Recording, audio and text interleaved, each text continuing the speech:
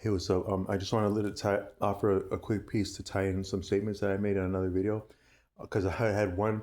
I think on this channel I've reached for a lot of abstract concepts and try to foreshadow and tie them together. But there's one video on here where I began to do something like that, and I never came back to it. So it really would look like flying off on a tangent. But on a video, and I hope this can be of value. So what I'm gonna bring back a reference that I made in another video that I didn't get back to, but it could be of value, I think. And is that so? I was thinking, if you think about a car, a good a good a good analogy, to understand the reality, but also the false notion of time. Both, you can maybe say what we have for time, what we appreciate as time. It might be exactly a reality and a concept. It's actually almost similar to time. Is very similar to mathematics, where the higher tier of mathematics, as I have not made it to the higher tier of mathematics, but I've heard high tier engineering school. So I went to a college, a state school, but it had an inroad for people with a poor GPA to attend a state school. Like it's like a community college that had a landing program for a state school where you could shelter at this state school, take a few classes from that state school, but most of your classes from the community college that you've otherwise been accepted to. If you perform well, then you can matriculate to the state school. So I did that, and I did perform well and matriculate to the state school. But that first year, I had been a student that I had landed at a state school, but I was with students that had really done well in school, and so I had like really well people that were young people that are well put together, and they had great talent, but they had been also been they had some good, they had made good decisions to that point, so they were in the habit of using their talent well. And so I'd be around these high tier engineering students. Some of them was high tier math students. Some of them would be like, I met some students from China. They were visiting the United States from China, and I actually I had some cool experiences with them where we actually really hit it off. Like there's these two girls. They were from China. There's three students. Two of them are girls from China, and they were really interested in American culture, and also me, because I was at a state school, but it's a little bit rural. So at that state school, I'm from I'm from the Twin Cities, so I would almost look a little bit out of sorts in this, like like in a very, I'll just say I was in a very flat place. I was in a very flat place where I would stick out, but then also so I would be interesting as a like an American. So like if you come to America to study, you'd like to find out what America's about. Not necessarily just the students that did well and they had their life together, but what America's about. So I think some of these girls, they appreciated me like that, as like an interesting person to meet, different than what they would meet where they're from, but also where they're coming to. I was different than both of that. So they were like, they showed me a lot of like love, like a lot of interest like that, these girls. And they'd always be like hanging out in this little quarry, this little like sitting waiting area like where these adjoining dorms were. It was a co-ed dorm. The dorms themselves were the same. You'd have a dorm with a member of your same gender, but the whole pod of dorms was co-ed. And I met really cool students there. I was at a state school the next day over in a rural area, but I met students from all kinds of backgrounds, in all kinds of social stratification, and by and large, everyone was cool. So they're probably clowning my ass, mocking me behind my back. No, I'm joking, but everyone was cool in front of my face and likely behind my face. And the reason I can extrapolate that is because they were willing to do things with me. Like they weren't just like, oh hey, what's up? They'd be like, oh, why don't you come do this with me? Oh, we're going running. So I'd have this student. He was like in some people would land on this channel like, how the hell do you know anything about ROTC, this and that, military, this and that? How do you know a damn thing about that? Or what is your real background to be talking like that? My real background is that in college, I had a friend, like we had like we had like get to know your neighbor night, like the first night landing in college, like at this dorm. That was kind of like one of the times I was really nervous in life, walking from my mom's car to my dorm room for the first time. Like, do I really know what I'm getting myself into? Like, but it was actually one of the greatest things for me, and I grew a lot like that. You really grow into who you really are when you get away from your parents. So I'm just gonna say that, like, and I know that that's a rough thing to say. Like, with it's hard, like the way things are now, it's not easy to step away from your parents or have the confidence to do that. but it may be one of the best things just in that it's not always like you don't always feel your swag when you're around them, and like, and not only your parents, but just anyone that you don't feel like yourself, that you don't feel exactly comfortable like yourself, maybe a little bit of challenge too. Get the hell away from them, because you'll just somehow like, if you might have like this little seed or little plant, and it's not doing nothing because it doesn't have light, but you get it away into somewhere that's actually suitable to it, and it could turn into something beautiful that it would never be in that condition like that. But that's what I experienced about family, is that they did a lot for us. They did their best as they're able to. But you really become who you are when you get onto your own devices and your own, especially privacy, not just privacy, but like choice of association. One of the great things about America is that we have what's called freedom to associate. That's a lot what you're saying when you're saying liberty and freedom. You're saying freedom to associate, politically, socially, intellectually, academically, professionally. You may choose what type of lane, and even how classy you would like to be or not to be. Not that anything is better or worse than anything, but just that's some of what it means to be free. Not just that's actually what it means to be free is freedom of association, for clarity of terms, and it helps to clarify terms. But in school, so I'd be meeting these cool people in the dorms, like people that you would like, you'd think like, so if you went to a area that was like that, you would think that sometimes you would think that if you go to the Midwest or you get out to the sticks or something like that, that it wouldn't be good for a person of color or a marginal person. And you have that history in different places. But my experience was that I really met some sturdy people, and they were actually more genuine than a lot of people that you meet in the city. But once in a while, you'll meet a real person in the city, realer than them, as real as them, or realer and realer than the city. You can, so the exception proves the rule. So you can meet some real people in the city, but you can also meet a lot of real people away from the city too. But so these girls would like, but in college, like this that first night of like get to know you night, I met this cool guy. He was studying like to become to like do like when you do different like blood work at a hospital or something like that, and they take samples to like see what's going on with you. He was going to study for that, so it was like a 4-year program. But he was going to have a nice sturdy job where he didn't have to deal with customers. I don't think not too many people would be seeing what he looks like. He got a mask on like that, and he's just making bank like that. Yeah, I'm just gonna go to work, do this little skill I trained for. Nobody got to see my face, and then life is gonna be good. Got a little paycheck I can look forward to. That kind of stuff like that, that he was up on. But he had a friend that was in like ROTC, and I don't know. Sometimes your reputation precedes you. So there's something he thought was cool about me. So he got his friend to come over and get me to run in the morning, like wake up early and run in the morning. And that might have been the best thing for my entire life to this point. The confidence that it gave, the fortitude, and also the confidence, because I've been up on hard times then, after then, and now, but I never had to worry about like transportation because I was sturdy on my feet. If you can run well, you can walk well, you can do near about anything that is difficult, whether physically, intellectually, what have you. If you can run well, you can do that, because one is that it makes you more patient, but it also makes you it actually forges your willpower, because a lot of willpower is not just like that you can lift up a building. It's that you can put a consistent effort. So like you're gonna consistently one foot in front of the other, but also to a pace, to a challenge. And so the monotony of that, but then the challenge of that, the fatigue of that, it become a great sensation, and sometimes just this sensation of overcoming. So if you can, so that just a word to the wise is that running might be one of the best things you can ever do or learn, but it's not also actually the best exercise in itself, because it can beat up your body and joints. And at a certain point, it may not be the best exercise, but at certain points in your life, running just as a skill set, just to be comfortable with it and not daunted by it, that can really benefit you. So if you were ever challenged, like in terms of transportation or circumstance, or some form of difficulty as far as exertion goes, like with your body or maybe your mind too, like for studying and stuff, you're not the same person. Once you become skilled as a runner, you're not the same person as you were as a not skilled runner.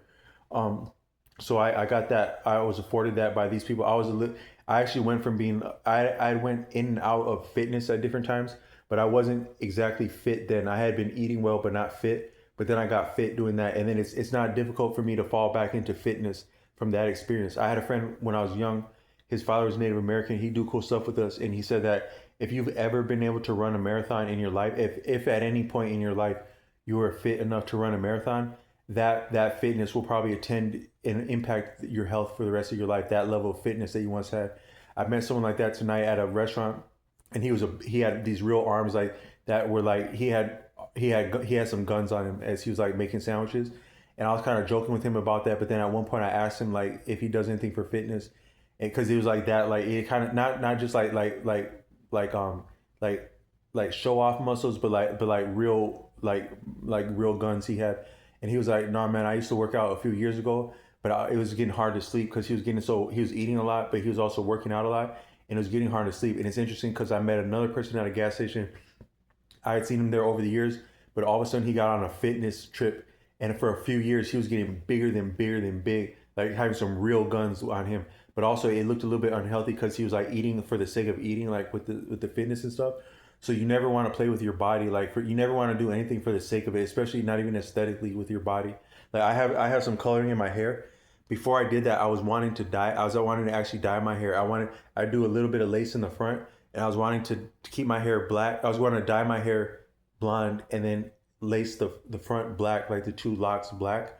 But I was talking to my stylist, and then actually these ladies at like a salon, and they're like that I don't want to like impact anyone's bottom line or like business but model, but that dyeing color of hair is not the best thing for you. That's what they were telling me. And that it could really, it's very rough on your hair. It's not healthy. So our body's a lot like that, is that you normally don't want to do things for the sake of it. Like now fitness for the sake of fitness is good, but fitness for the sake of aesthetics or like even making weight for competition, that's a little bit arbitrary because you're not within the real balance of your actual appetite, the demands, the opportunities, the blessings of your environment. You're kind of form fitting and overlaying your preconception upon what reality is, including your body. So it can be dangerous playing with your body. And that these two fitness people I've met at different times today and in the past, they were examples of that. And they weren't thinking that there's anything cool about even lifting weights or eating to lift weights by this point when I met them. And that the one guy, it was hard for him to sleep because he was getting so big. And then the other guy, he was having some different I don't know what it was, but he was something of losing his health for working out and then overeating to get bulky like that. And then I met a person in California a few weeks ago. He took me into the hospital, and he was a big guy, but he was very kind and gentle, and he was working as a nurse. And he was talking about how he used to work out fitness, but like he was a sincere fitness person, like working out like 5 times a week, like consistently, not like consistently, just 5 times a week working out, and know what he's doing in there. But he was saying that at a certain point he recognized that it was like a ego trip, like where he was preaching that him and the other people in the gym, it was more so of an ego trip than a health benefit. So he threw away the weightlifting, and he just does hiking now. And Southern California is a good place to hike. And I ended up doing a lot of hiking as I had some time on my hands there. I didn't mean to, but I had to go places. I had no other way to get there, and there'd be a lot of hills. So that's some of your best exercise is just walking and hiking. If anything, walking over terrain, but just walking is the best thing. And I noticed that the people that I have ever met that got really serious about fitness, like those three people, and then another person I'm going to reference what this video is about, it actually came to a point where it defeated its own purpose, and it became an ego trip. But that ego trip that involves your actual body, that is your support in this existence. So what this video is about, and what I'm saying is that most things exist as a support. It has a for anything to move, there has to be something to stabilize it in order for it to move and travel upon that.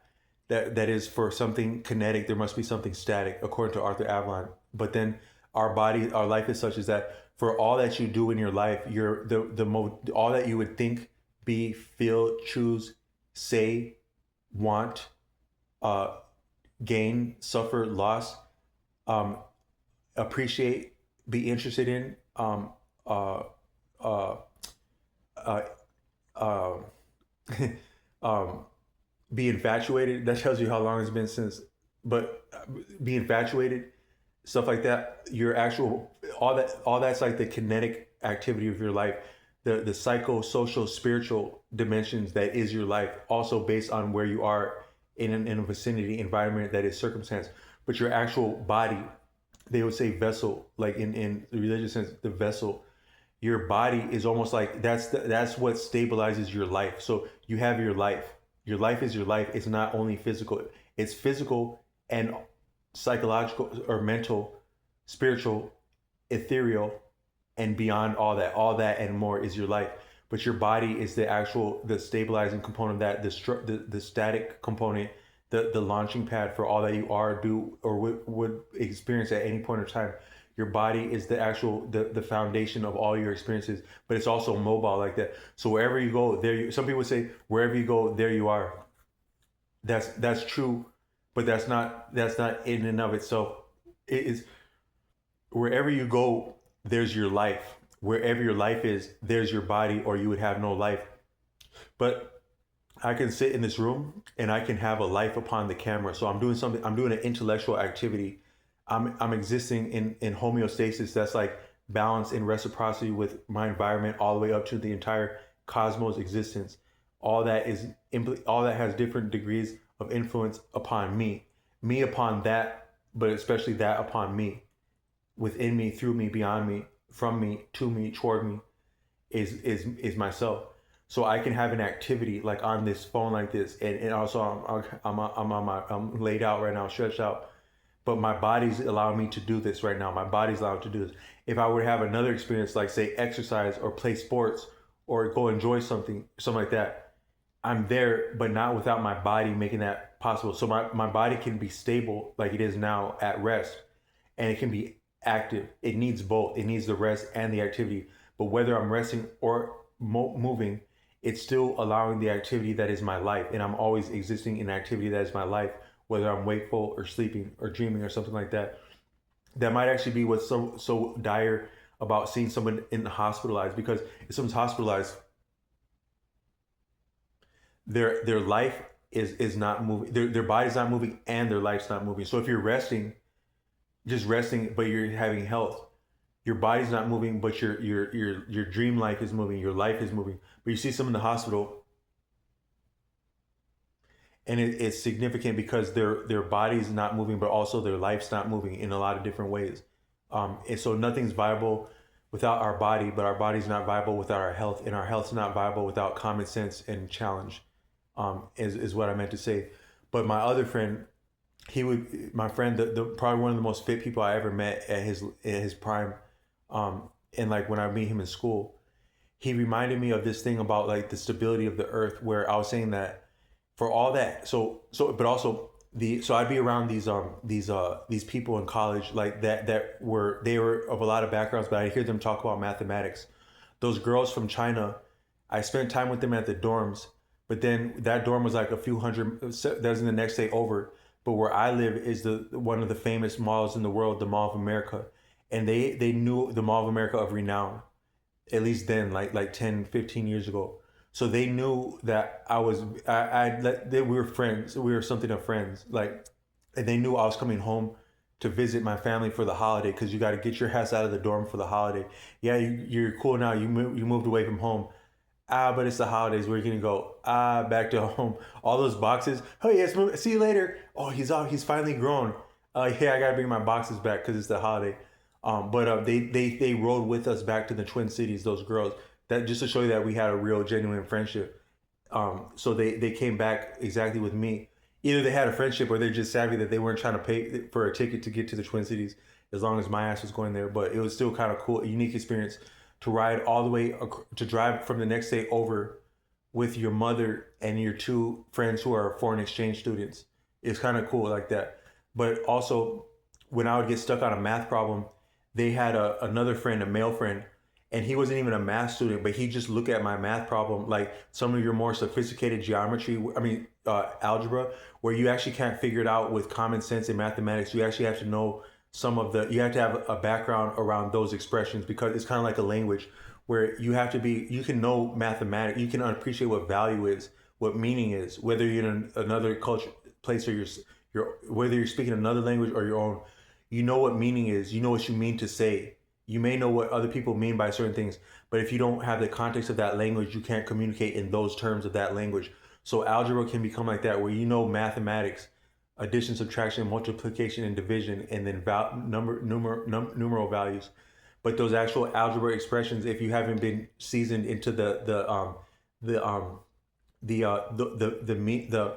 the etiquette or the standards around the there's a word for that, the not the practices, but the like, or protocol, but just the there's a word for like shared it's kind of like etiquette, like your etiquette around expressions in math, like the agreed upon the agreed upon um there's like the when everyone does things the same way because that's the way that it's done in that field. There's a word for that. That's what they would do with mathematics in the higher levels of algebra, where the standard way to do things is like you have to know what the standard is in order to answer something like a problem that's been given to you along those standards. You have to know what those standards are. Those practices, etiquette, or there's a specific word I'm reaching for that means that. But this student, he wasn't a math student, and this is like a higher level of algebra. But coming from China, that was like child's play. What I was showing him, like what I was showing. Oh, he was like a little bit reluctant. He's like, oh, that's just how you do that, like that. So he wasn't having nothing to do with math, but he could look at my math problem like child's play. I just meant to say that all that means is that kind of shows you that the education they're coming from. Where I probably could have done that if I would have been a better student, but I would imagine that by and large, people from China as a whole, one because of the discipline of their approach to education, but also maybe the value of education is that what would be difficult for someone who has graduated high school and is now taking math in college was not difficult for someone who's also in college but not on a math track. Just to compare the broader education that may be prevalent in China versus America, for context, and that's firsthand experience I'm speaking from. But then also I would hear these other students, American students, high level engineering students. They're younger than me, but they were more advanced in math, like with engineering. At that point, they're less about mathematics and they're more about engineering principles. But they had went up through the higher levels of mathematics in school, but then a little bit in college to be viable in those engineering classrooms. But they had went through the higher levels of math. I'm referring to like calculus 1 and 2. I think the highest level of math that I know of is something called real analysis. That's referenced in the book Pre-Algebra for Dummies, and that's actually some of what I'm talking about in these videos where like what is a number, what does a number mean, like the deeper meaning, and also our freedom to create meaning mathematically and beyond. That's what I think real analysis might be about. But that's actually the highest level of math. So I might have skipped all that, but in my way of skipping from pre-algebra geometry, a little bit of algebra, to real analysis, and right past your other tiers of math, including calculus. I did hear them talk about calculus, and they try to talk to me a little bit about it. And they're saying that a lot of calculus, it deals with this concept of infinity. That's like something about the potence of the idea of infinity. Like you would see that little symbol. Like most people know that infinity symbol, but you wouldn't know that infinity symbol can actually help solve problems and actually achieve some of the feats of like engineering and mathematics. I think it actually uses that infinity symbol. And so that infinity symbol is not just to look cool or like to symbolize the biggest number you ever got taught in school, but it actually has a function within mathematics and symmetry. And part of that function is that you are crossing from between symmetry, that is like numeral values and reciprocity of those values, to infinity. And from that standpoint, it achieve further symmetry. And that's like pure concept. That's what I was reaching for in some of these videos, but I had got it from those engineering students. They're saying that, yeah, a lot of this calculus stuff, it's about this idea of infinity. So I think that our sense of time is similar to that, where time is, in the first place, time is relative. That's the deepest thing to appreciate about time, is that it's relative. I have someone watching this video could maybe appreciate that it's daytime or it's nighttime and I got a janky light that makes it look like daytime, but you can appreciate it might be daytime looking at me in this film because the window's open. But if I didn't have this window open, one is that you couldn't tell what time it is, but also your experience of me on this camera, it might feel different without that reference of daylight like that. where you perceive it differently based on your reference, but not only your external reference, but also your internal experience of yourself. Because like Einstein would say, he's credited with saying that I think I think he said time is relative. He might have said, and I'm not sure. He said E equals mc squared, and that time is relative. That's some of the brilliance of Einstein. So, that's the next Einstein.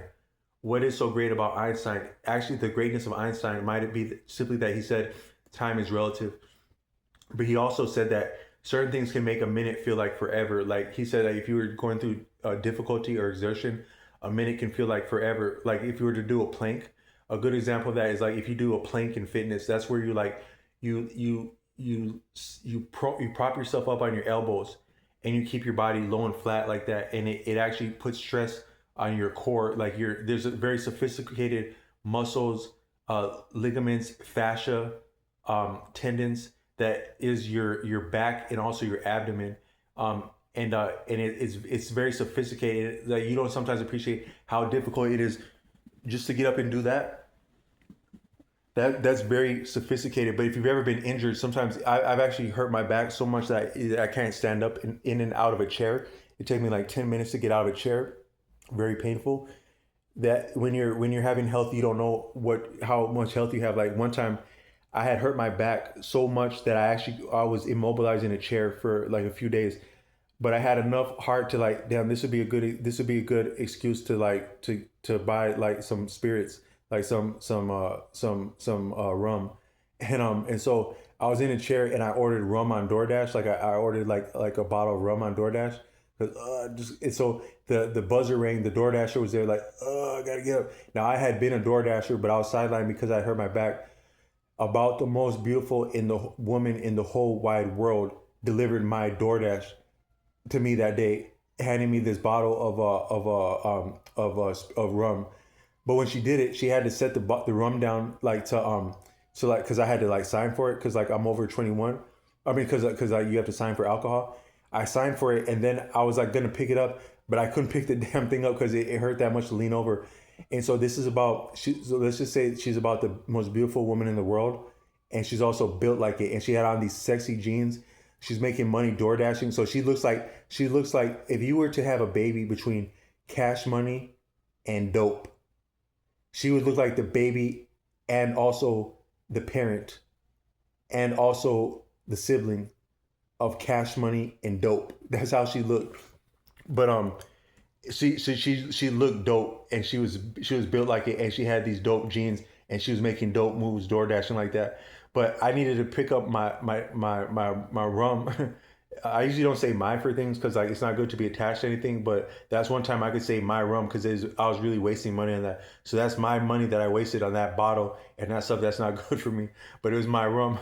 But before it got to be mine, I was like trying to reach over for it, and she could tell there's no way I was gonna do it. So she just leaned over and picked it up like that. Oh, here you go. Here's your whack ass shit. Before I go off and be sexy and keep making cash money. Peace out.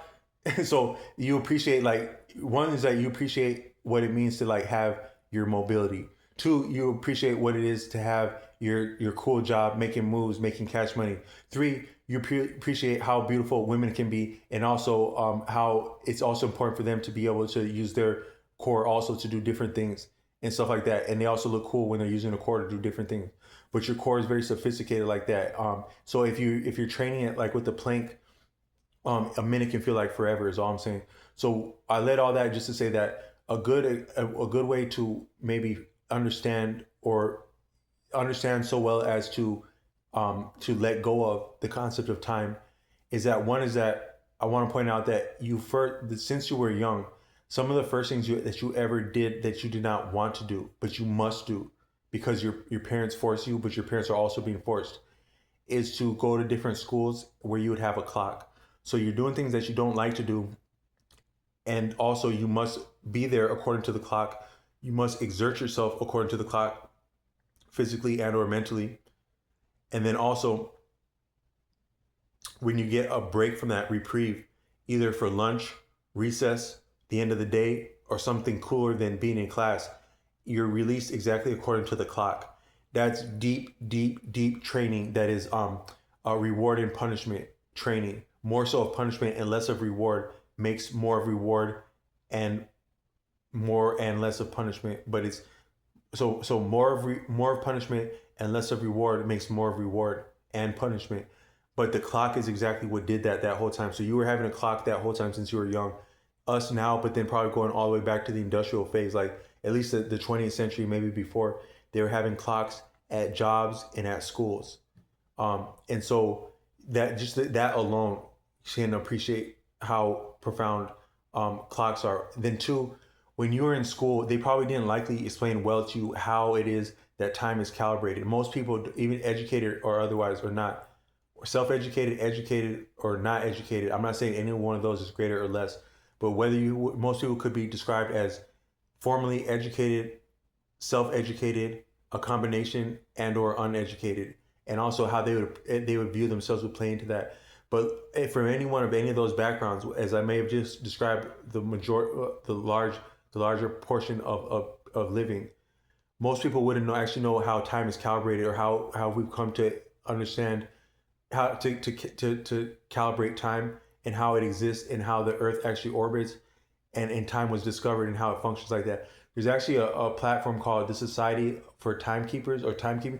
There's a society online that I'm not sure if people are able to join publicly, but they're dedicated to understanding what time is and how time is kept. And so, like, whatever the actual time of the world is, like whatever clock is the standard that all the cell phones and all the programming and clocks are based on, like the actual authoritative clock of the world.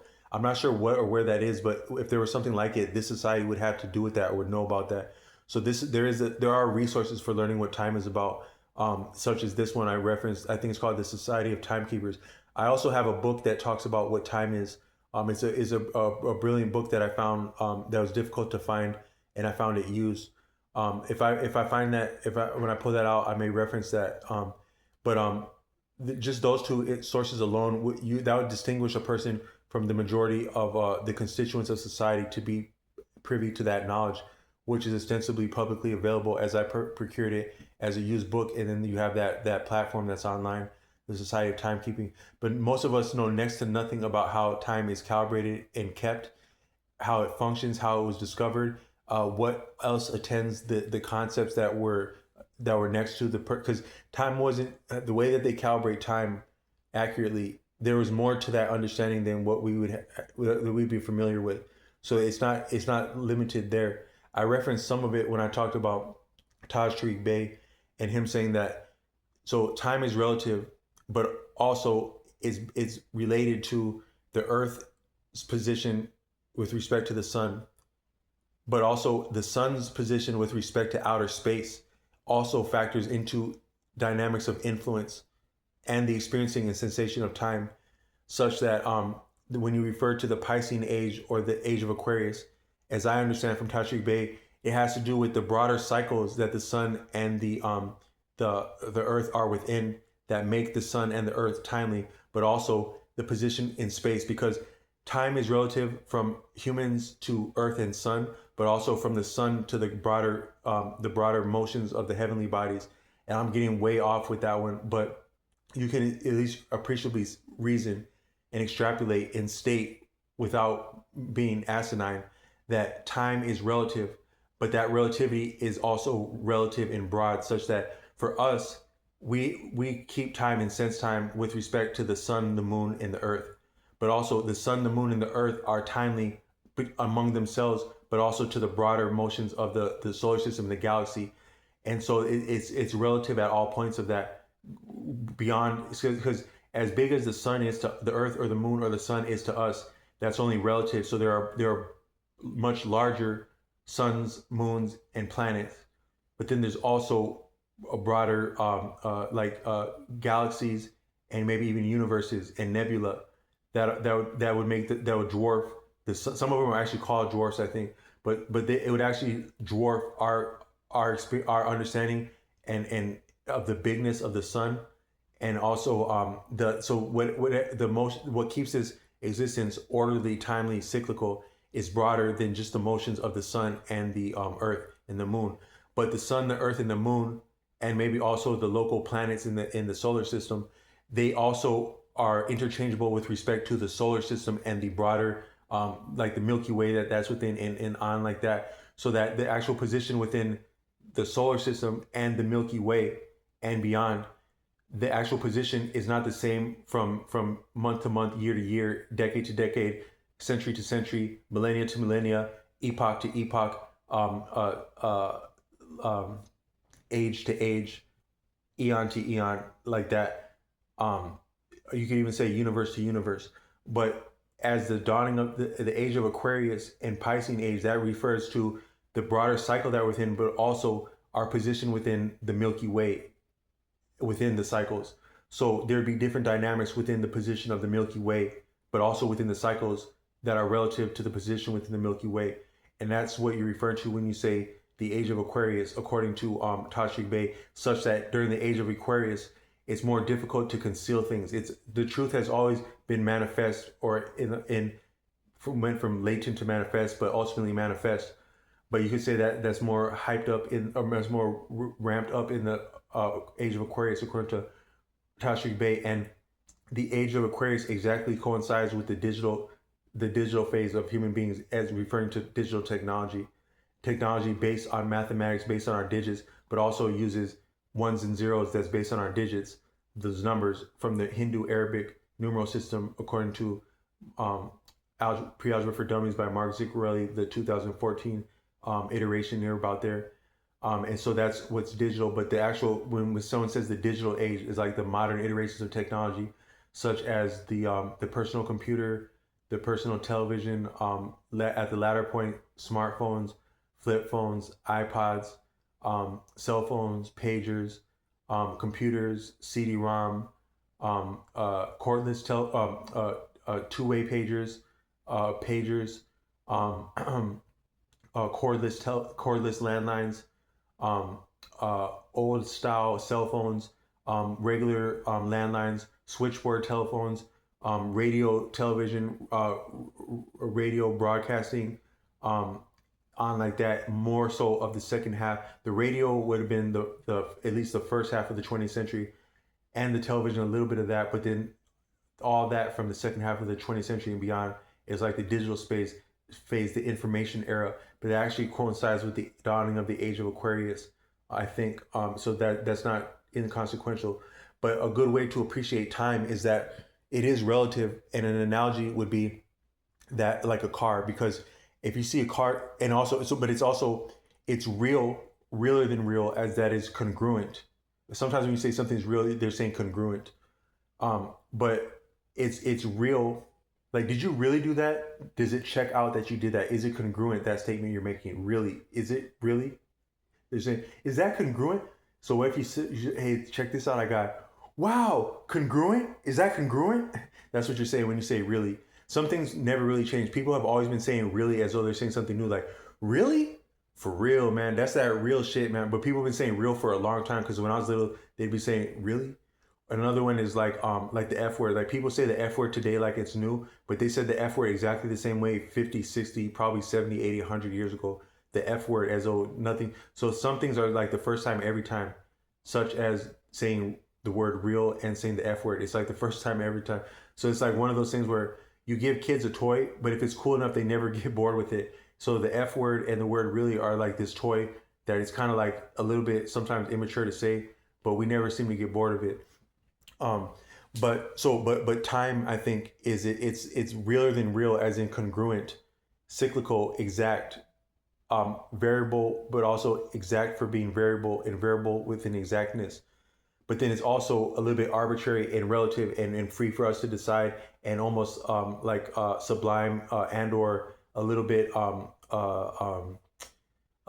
anthropomorphic, and a little bit idealistic. So time is realer than real, but it's also idealistic and delusional. And there can be redundancies where when we take time, there can be shortcomings for taking time too seriously, and or falling into some of the nuances and the redundancies in the actual delusion of that anthropomorphic concept, because this reality is, human beings are part of this reality.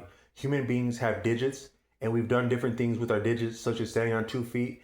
that affecting the blood in our brain, according to Osho, some of our higher order thought process or just unique order thought process that come with that, and then manipulating our hands, the opposable thumb that we developed, some of the skill with the hand and the opposable thumb, that's all digital. But our experience, our even you can say that since our life is based on standing on our feet and what we can do with that, including our hands, even if we were to open our eyes and not do anything with our hands, we're still digital because our eyes, there's a deep connection between your eyes and your hands, as in hand-eye coordination. But that coordination might not be the right word. It's a deeper connection than what's referred to as coordination.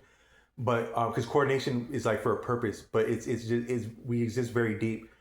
Light is profound, but we can perceive light with by nature. By nature, we are born able to perceive light that is interfaced with light from a certain standpoint. You have to be something to experience it. So we are light from that standpoint. That we can perceive light as sophisticated as we do. Sometimes you don't appreciate how profound it is to just be able to perceive something, witness. To me, you're as much of a musician if you can recognize and appreciate great music as if you can play it. Because recognizing and appreciate it is a standpoint to create it. I think the skill would go with that, but the perception is first. It's the same with our visual apparatus.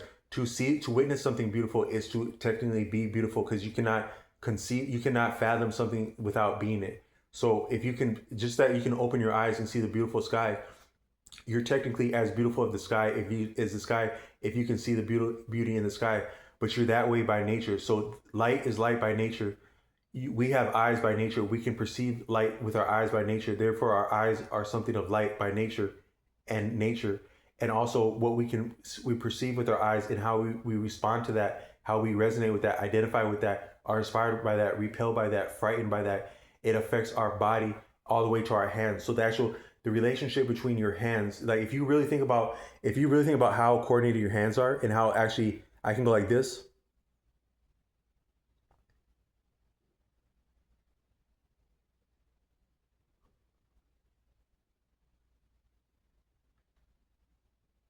I didn't know I was about to do any of that. You could really, that could be a deep philosophical discussion.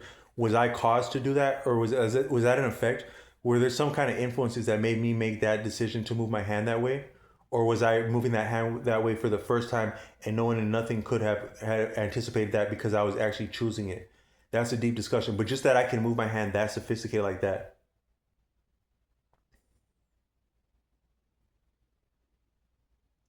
and my hand is connected to my eyes by nature, and my eyes can perceive how beautiful this reality is by nature. That's really quite profound.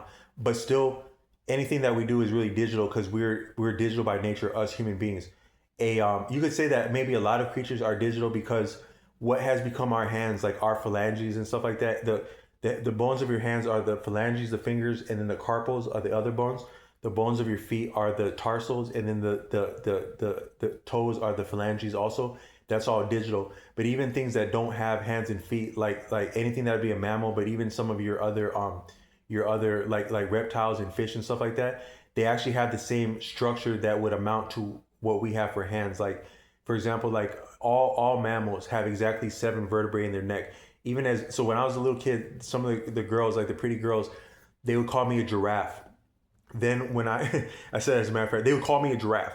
But they were very beautiful, and they were also not shy to let me know that I reminded them of a giraffe, and I may actually resemble the purposes and maybe the functions and the somewhat redundancy of structure as it's appreciated by humans of a giraffe.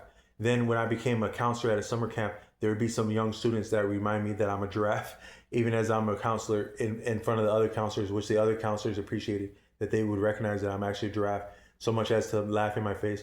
But as I'm here as a potential it's not wrong to call me a giraffe, because we're all related to other mammals. But the vertebrae in my neck, from what you would call my neck, the vertebrae, there's exactly 7. If you were to look at the vertebrae of a giraffe, as big as their neck is, there's exactly 7 vertebrae in their neck, the same as me, because we're both mammals like that. But even there's also similarities like that between mammals and fish, and you could say that actually, if you look at your foot, now my foot, this is my foot. You see that it's actually, oh dang, that's looking a little bit more red now. That's my foot having healed a little bit from being on a motorcycle. But as I go my foot like that,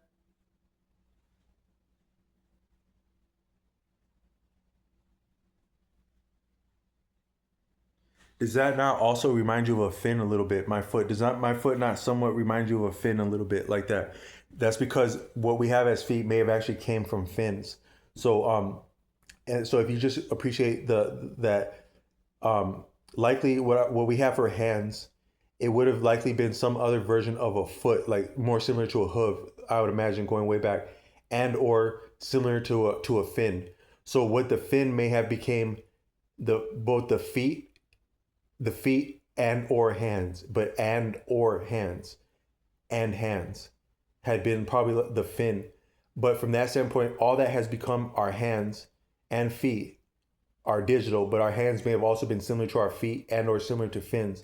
So you could say that all that we have as a digital reality, it's actually related to fins. So so long as we have been existing as actual, like as we've had the choice, the scope of mobility to move our bodies, the structures that we have now and what we've been able to do with that conceptually all the way up to our technology and the numbers that go to make the technology viable, that's all digital, but it's all related to our structure. So whatever we were in the first place before existing as humans, probably likely around water somewhere, whatever we were in the first place has not entirely changed. It has evolved, but not changed for, in essence, to what we are now. So as long as we may have existed, we have been digital or had the potential. The vestibular is like a some anatomical structure that's not that doesn't serve the same purpose it used to. Like us humans, we used to have a tail. We have like a tailbone, but we used to have a tail. And some you could say that all of your body is not necessarily what you can see with your eyes. The part of your body that you can't see with your eyes that may not even be perceivable by scientific instruments. So like an X-ray can go through you, but an X-ray might not even be able to appreciate or land on all that you are. At the deeper level, some people would say spiritual, but there's actually a misnomer to say that it's exactly spiritual because you can't see it. All things are spiritual, which you can and can't see. But what you can't see can also be called ethereal, etheric. That's as in ether, because we exist in the ethers. That's the finest level of existence that can be appreciated scientifically. Finer than matter, a part of yet finer and making viable sound. What the difference is between energy and ether, I don't know what's more fundamental, energy and ether. Probably energy, because energy is inspirational and doesn't necessarily have any kind of corporal or manifest physical um, counterpart by necessity. I don't think energy is limited by dynamics of physics the same way as a lot of physical reality is. I don't know that energy, if anything, transcended physics, because the exception proves the rule. So likely physics can be transcended. If anything could and can transcend energy, it might be any and all things, but also I would imagine energy. What's finer, energy or ether? I don't know, but I know that ether would respond to energy and makes viable a lot of the things that are possible from energy, such as sound being conveyed. Um, but just to say that we have finer degrees, levels of ourself than you can appreciate with your body. Probably the more exact way we would say is that we have a physical body, we have a subtle body, and we have a causal body, the cause of all that. So me as a man now, I'm in the form of a man now, but I've always been myself. So the cause of me becoming a man, the processes, but also the very beginning processes that would further activate, prompt, sustain, and achieve, realize my form as a man. The cause was already with me and me when I was young, or at all points of my existence, or I would not be able to be a man. What made me become an adolescent, a child, then an older child, then an adolescent, then a young man, then a man, then a now beginning to be a seasoned, mature man. That was with me so long as I've existed. It never stopped being with me, or at least the cause was with me. So the actual that you can't. They say, according to Osho, your body replenishes itself, and it's not the same structure in essence as it was 7 years ago. Within 7 years, your entire body is swapped out and replaced, like a snake shedding a skin. That is a snake shedding itself. For the actual internal processes, it didn't come. You didn't shed skin off of you, but you actually you passed through recycled material and waste material through your body and your metabolism and your excretion, such that your body may not, you may not actually be the same person as you were when you were at different points in your life, both mentally, physically, intellectually, emotionally, psychologically, um, but also physically. You're not actually physically the same person, but you still appear the same because you're still of the same cause. So the causes that would make you become different were at play, and the trajectory of that, the momentum of that, the congruence of that makes you appear as you. That's why when you see people that you haven't seen for a while, they actually look like different people, and they are actually different people, but the cause of them is not different. So you recognize that they're their same cause, and it's so fundamental that might actually be what you recognize in people. Like, what is it that computers can and can't recognize in people, but we can recognize people that we've known. Like, I know that fool from somewhere, man. Before someone got hurt. No, I'm just joking. But the what you may recognize of someone is their cause. There's something about their cause that it's deeper than what you see with your eyes, and that's why you get this certain feeling when you recognize someone. Like, man, I know that we know where I know you from, man. It's like you know that you know someone. It's not just because of their physical appearance, but it's because the cause of their physical appearance. You sense what that is, and that's unique. That might actually be your signature in existence. Is your cause. That's the actual reverberations of all that you are, could be, were, maybe, will continue to be. It's actually congruent, and that actually might be, if there is anything of a afterlife and or next life, on or beyond or within or beneath the earth. um, it may be actually what would make you you through all these expanses of generations of people living on the earth, dying on the earth, earth's coming into being, out of being, stars coming into being, out of being. What makes you to, because if you exist now, how may you exist now if you didn't exist in the past? Because if you never existed at all, how would you exist now? If how would you never exist then exist? If you never existed, then don't exist. Could you maybe again exist? Or if you never existed, could you exist at all? Or if you do exist, had you always existed? The latter one is my standpoint, is my estimation. If you ever exist, you've always existed. Therefore, you have went through as much change as this universe, and this universe changes a lot. The day outside has changes a lot. There's never actually been the same day, although there's only been the same day.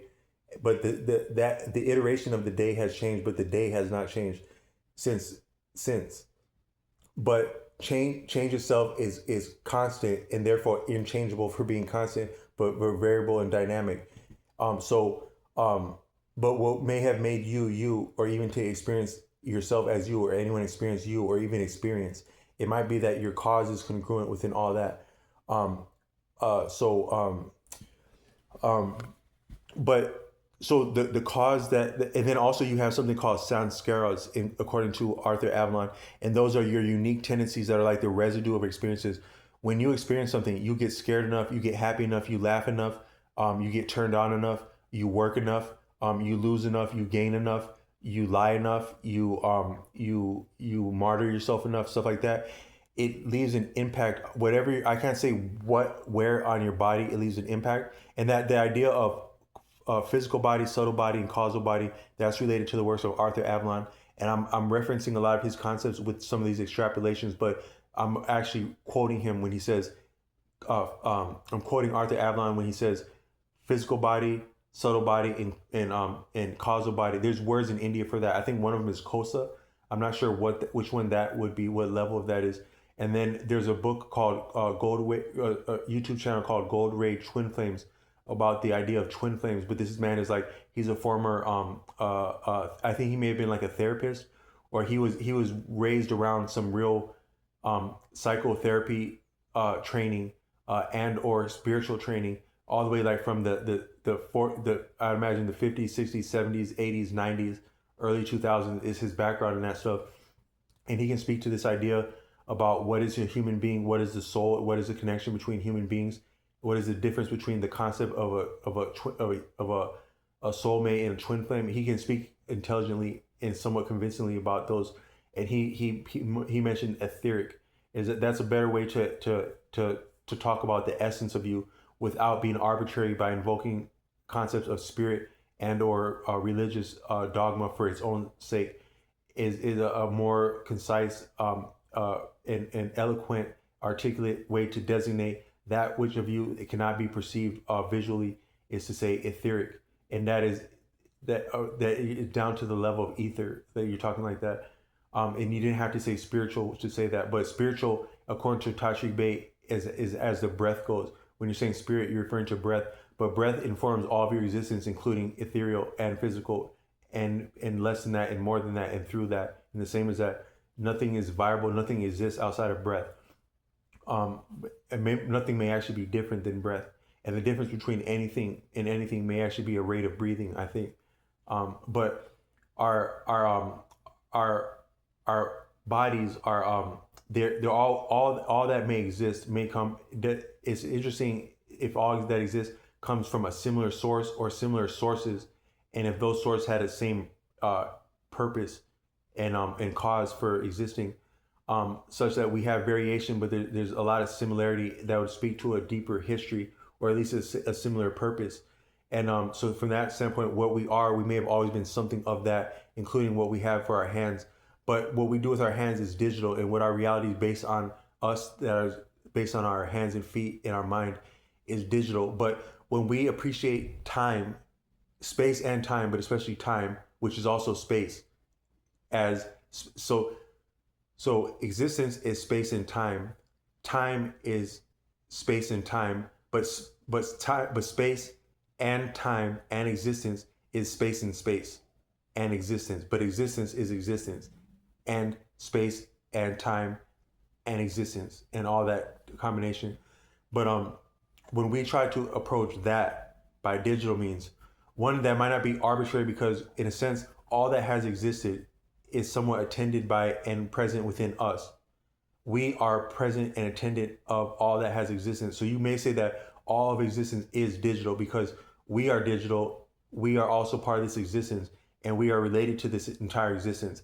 But our unique iteration of digitalism, from our purposes and niche and lane as human beings, is a little bit arbitrary to overlay that directly and form fit that as a matter of course over the environment, and also the even the cosmos, the local planets and planets abroad, such as to appreciate and think that we can appreciate the earth, its beings, and also the activity of the earth, its beings, and the cosmos as within time, according to our standpoint as a human being in our version of digitalism, without some kind of redundancy in there, or like and these redundancies might sound like I'm semantics playing with words, but I read somewhere that when you get into enough difficulty, your training you'll default to your training in difficulty. You get scared enough, like you got a situation on your hands, you may not get, when you get really scared, scary as shit, but you can't do anything about it, so it's not entirely scary, because it's kind of like a bad dream where it's completely horrible, but it's not exactly scary because you don't have the chance of messing up, because there's not much you can do, but you can do a little bit.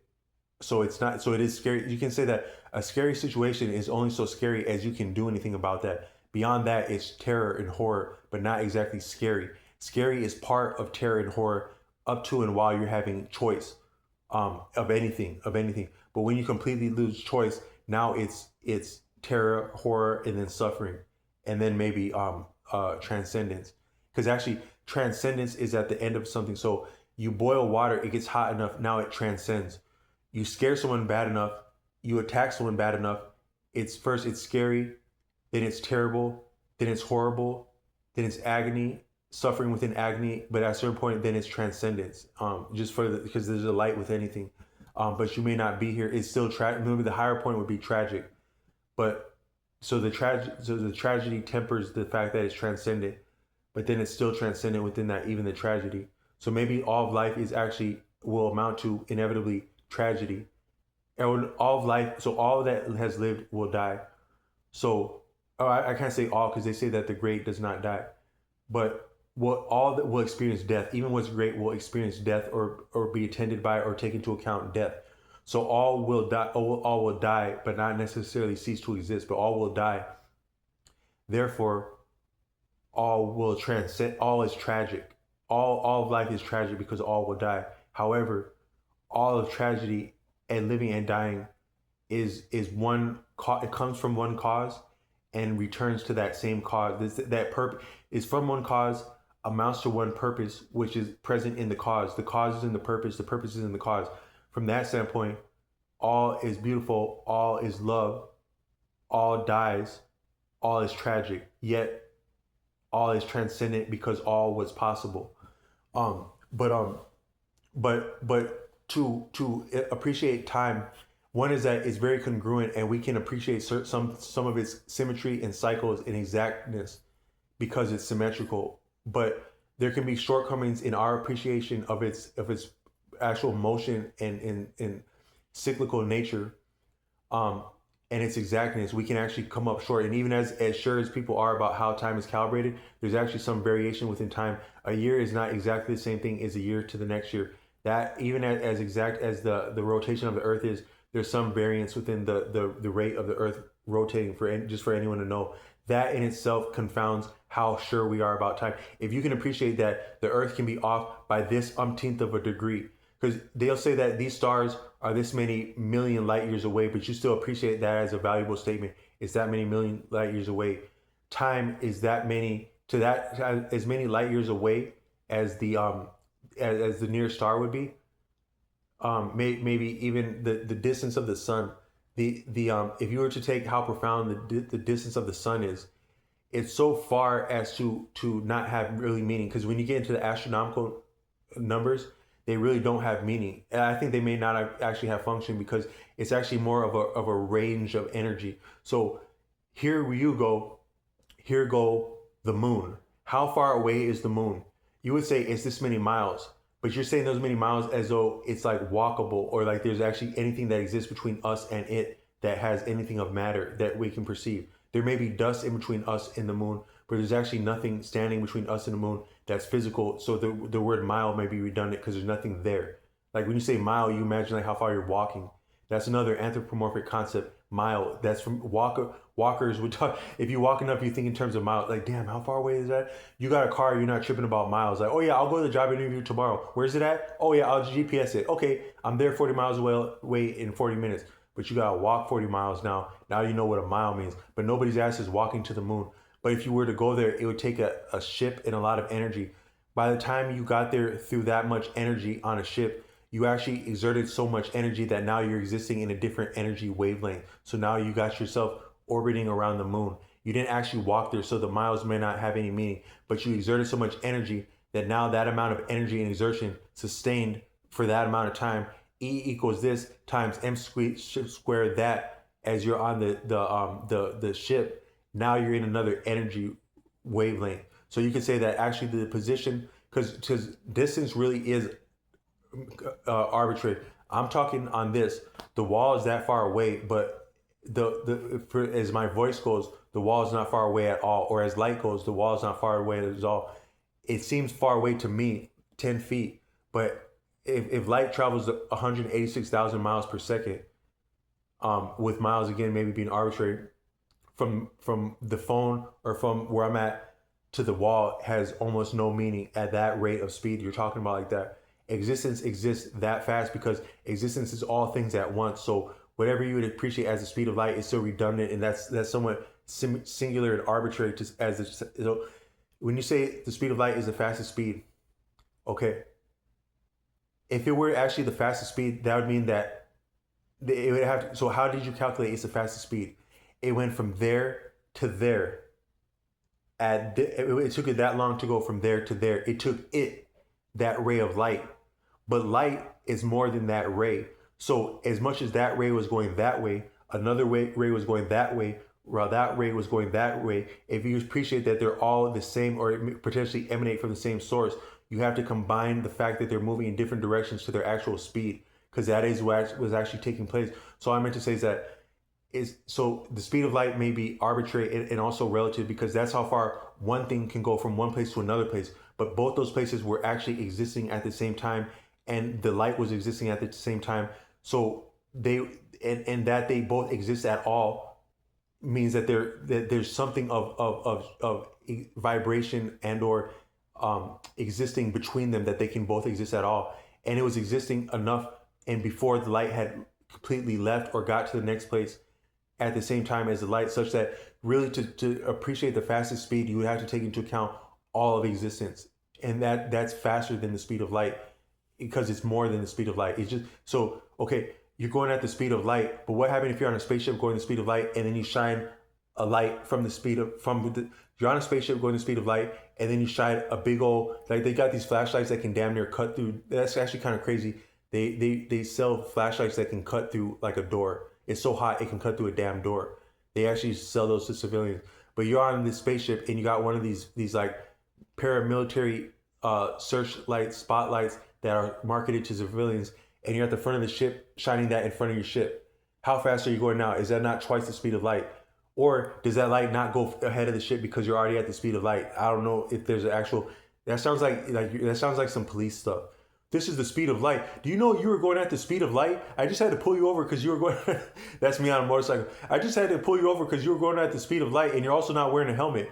But that's what the posted speed is. It said that the universe, nothing can go faster than the speed of light. So I went up to the speed of light. And also in my jurisdiction of the universe, you don't have to wear a helmet. Well, that's true. No, you can go the speed of light, but here you have to wear a helmet, whether or not you're going the speed of light. So I'm pulling you over for going the speed of light without a helmet.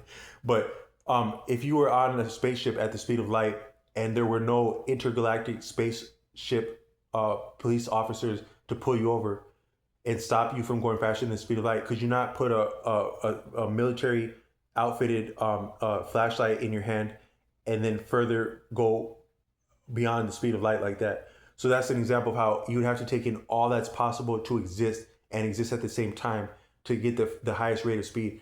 If you're already existing at the rate of speed, if you were at such a rate as to approach all that exists, you'd have to be all that exists.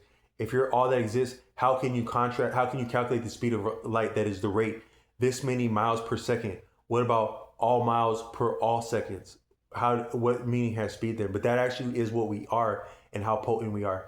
But just when we have when we're thinking as human beings, when we're thinking about what's beyond, what's the same as yet different than, less than, the same as, and beyond humans, we can cut into redundancies. And when you're being tested the hardest, so while you're still scared, or a little bit of scared, you can still do anything. You're going to go back to what you trust, and you trust your training. Most people trust their training until you're really trained and you realize that training doesn't actually serve you in the deepest sense. Only creativity serves you for the deepest things. But your training has convinced you, and such as a view as can be convinced is trained. And that's what you'll default to unless you've experienced enough to dispense with that, because all that you had been is not sufficient for where you are, including your training. What you are is the only thing that's sufficient for where you are, and creativity is what you are. So the only way to really get past real difficulty is with creativity, trained or not.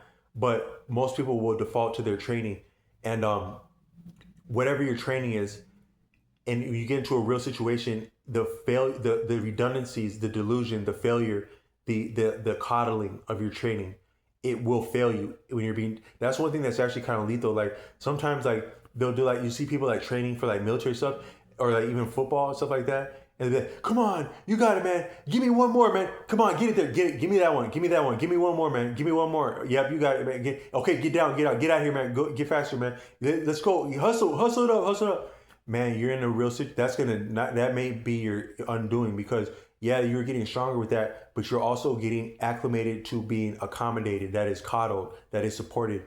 You get into enough danger, and you're not getting. The only thing that would coddle you in danger is the earth. So like some people say that the street is the hardest thing in the world. The street might actually be the only thing that you got going for you if you're in a hard enough situation, because no one's forgiving you, not even the street. But at least you can run on the street, you can duck on the street, you can walk on the street, you can convey yourself on the street. So the street is the actual your means of effort. The deepest sense, the earth, the street is your means of effort. That is the only thing. Your creativity, but also your creativity with engaging your means of effort, and that is viable because of your means of effort, is the only thing that's serving you. You get into enough difficulty. Your sturdiness, your facility, your familiarity with the street itself, with the earth itself. That's the only thing you got going for you when you get enough trouble. But whatever there is of weakness of anything, whatever there is of falseness in anything, will be revealed and capitalized upon and seized by an authentic challenge. Life is an authentic challenge. Some of what we think about clocks is redundant and a little bit anthropomorphic idealistic and from that standpoint delusional, and it doesn't serve us, and it actually fails us different ways, such as when we don't realize what our true potential is, when we limit what we say, do, think, and feel and are because we've been trained by that clock that long. And we just do we have a different attention span because of our concept of the clock. Not always fit. Some of the difficulty of school may actually be school. Some of what makes school so hard to get through is school. For example, you're getting trained by that clock the whole day. You thought that, so your day sucked. It was almost like, I don't know if so they say there's a heaven and hell. Do children go to hell? Do children get sent to hell? That's the question. Can a child be sent to hell? If a child can be sent to hell, who can send a child to hell and still be righteous enough to designate who gets to go to hell? I don't know that anyone would say that there can be a child that can be sent to hell, but a lot of children experience a lot of hell, maybe not hell, but a lot of hell in school. But when you're in school, when did you actually get a little bit of like happiness and relief? It was when the clock got to the end of the day. But what you don't appreciate is that, say you're on a mission, right? You run a mission. Now, I don't know, you run a mission. You got past this and that much stuff, right? You got past this and that much stuff, bad stuff, dangerous stuff. But what was actually the most dangerous part of the trip? The most dangerous part of the trip is the end of the trip, the last 5 feet, because like, oh man, we got back, man. Oh, let me take this shit off, man. But you didn't know that there had been someone that saw you get back. So right as you're taking off your gear, oh man, that's some bullshit, man. I can't. Did you see that? Oh yeah, you saw about that? Yeah, right there where you're getting comfortable, you're taking that shit off. That's where a real opposition would be waiting for you, when you just let your guard down like that, when you thought it was over, but it wasn't over. So you thought hell, school, that the worst part of school might have been the worst part of school, the entire experience, the worst, the two ends of a spectrum overlap. The best part of your education, it might have been your first day of school. Before you walked up on the bus to your first day of school, that might have been the best experience of your education. That cool school bus driver you saw your first day of kindergarten might have been the coolest part about your experience of school. If you had a cool bus driver, I hope I'm a cool bus driver when people have seen me. That might be your coolest thing. Wow, this is school. I'm getting on the bus. All from that point, there's something that sucked a little bit about each day that you had in school, your whole time in school. But the best, but also most people say that the last second of the last day of high school is the best part of school. But that might not be the case, because that last second of the last day of school, we don't need no education. That'd be a cool song to bump when you get out of the last day of school. But that last second of the last day might have been the most deadly part of your training in school, your experience of school, because it made you think, oh, this clock is about to set us free. My freedom is based on the clock. So you got trained to the clock, but you also got limited by it, because if you trust it, if you appreciate it, then you believe in it. So if you believe in that clock, it may actually limit you, and that may limit you from your greatest accomplishment, your greatest experience, because you're limited by trusting that clock. So the most wicked, deadly part of hell, that a lot of people experience hell in school, and their only relief is that when the clock strikes 3 o'clock, when the clock strikes midnight, no, when the clock strikes 3 o'clock is the best part of the day, or maybe 3:30 if you had it bad in school. The clock strike 3:30. You thought that was the best part of the day, but it was the worst part, because that's the part that really trained you. So you're it's kind of like if you remember the movie Aladdin. So in Aladdin, he got his ass locked up. Like he was ducking all the cops and stuff like that, but he still got locked up. When he got locked up, he met Jafar in Mafet. That means like disguise, cleverly concealed disguise. And then Jafar was like, have you ever heard of the golden rule? The golden what? The golden rule. Whoever got the gold makes the rules. He had this like really cool, like horrible smile. But he was his way out of no way. Jafar was his way out of no way in the dungeon. But he was also the devil. He gave Aladdin the map to get into the Cave of Wonders, because he knew Aladdin was the only one righteous enough to get into the Cave of Wonders. Not even his ass with knowledge of the Cave of Wonders and the key to it. He couldn't get his egregious ass in there. And he knew that. He was real enough to know that he couldn't get his egregious ass in there, so he got someone who could get in there. How egregious is that? But when he was his way out of no way, you didn't appreciate that that had been the devil right there, that or potentially the devil. If you look at how bad the movie Aladdin could have ended up for Aladdin, you just got past all the worst stuff in the world. You had your wish, the wishes of your heart. You got to go on a magic carpet ride. You actually got a chance to fall in love with the woman that you love, but then you had her taken off your hands by the evil genie. My name can sound similar to that. I may be the uh, so I like the evil genie. I actually there's a like a artist that they sell original art pieces. Like I have one here that they sell. They have pieces from artists that are available for purchase, but then they also commission artists to draw pieces like based on a theme or a character or a scene. And I actually contacted them and asked them if they could draw a picture for me of Jafar in his wicked genie aspect, and Princess Jasmine feigning to be seduced by him, but actually really looking like she's seduced by him, and actually selling being seduced by him better than she sold being attracted to Aladdin. And from that point, maybe really being seduced by him, because the problem with Hollywood, according to Osho, is that actors fall into their characters, and that's part of what's so crazy about Hollywood. Some things are attributed to people falling into their characters. So I think Princess Jasmine nearly fell into the character, maybe the voice actor too, but at least the cartoon. I don't know if a cartoon figure can fall into character, but at least the voice actress was convincing about falling into being seduced by Jafar in his wicked aspect. And I thought he was a little bit cooler than Aladdin in his wicked aspect.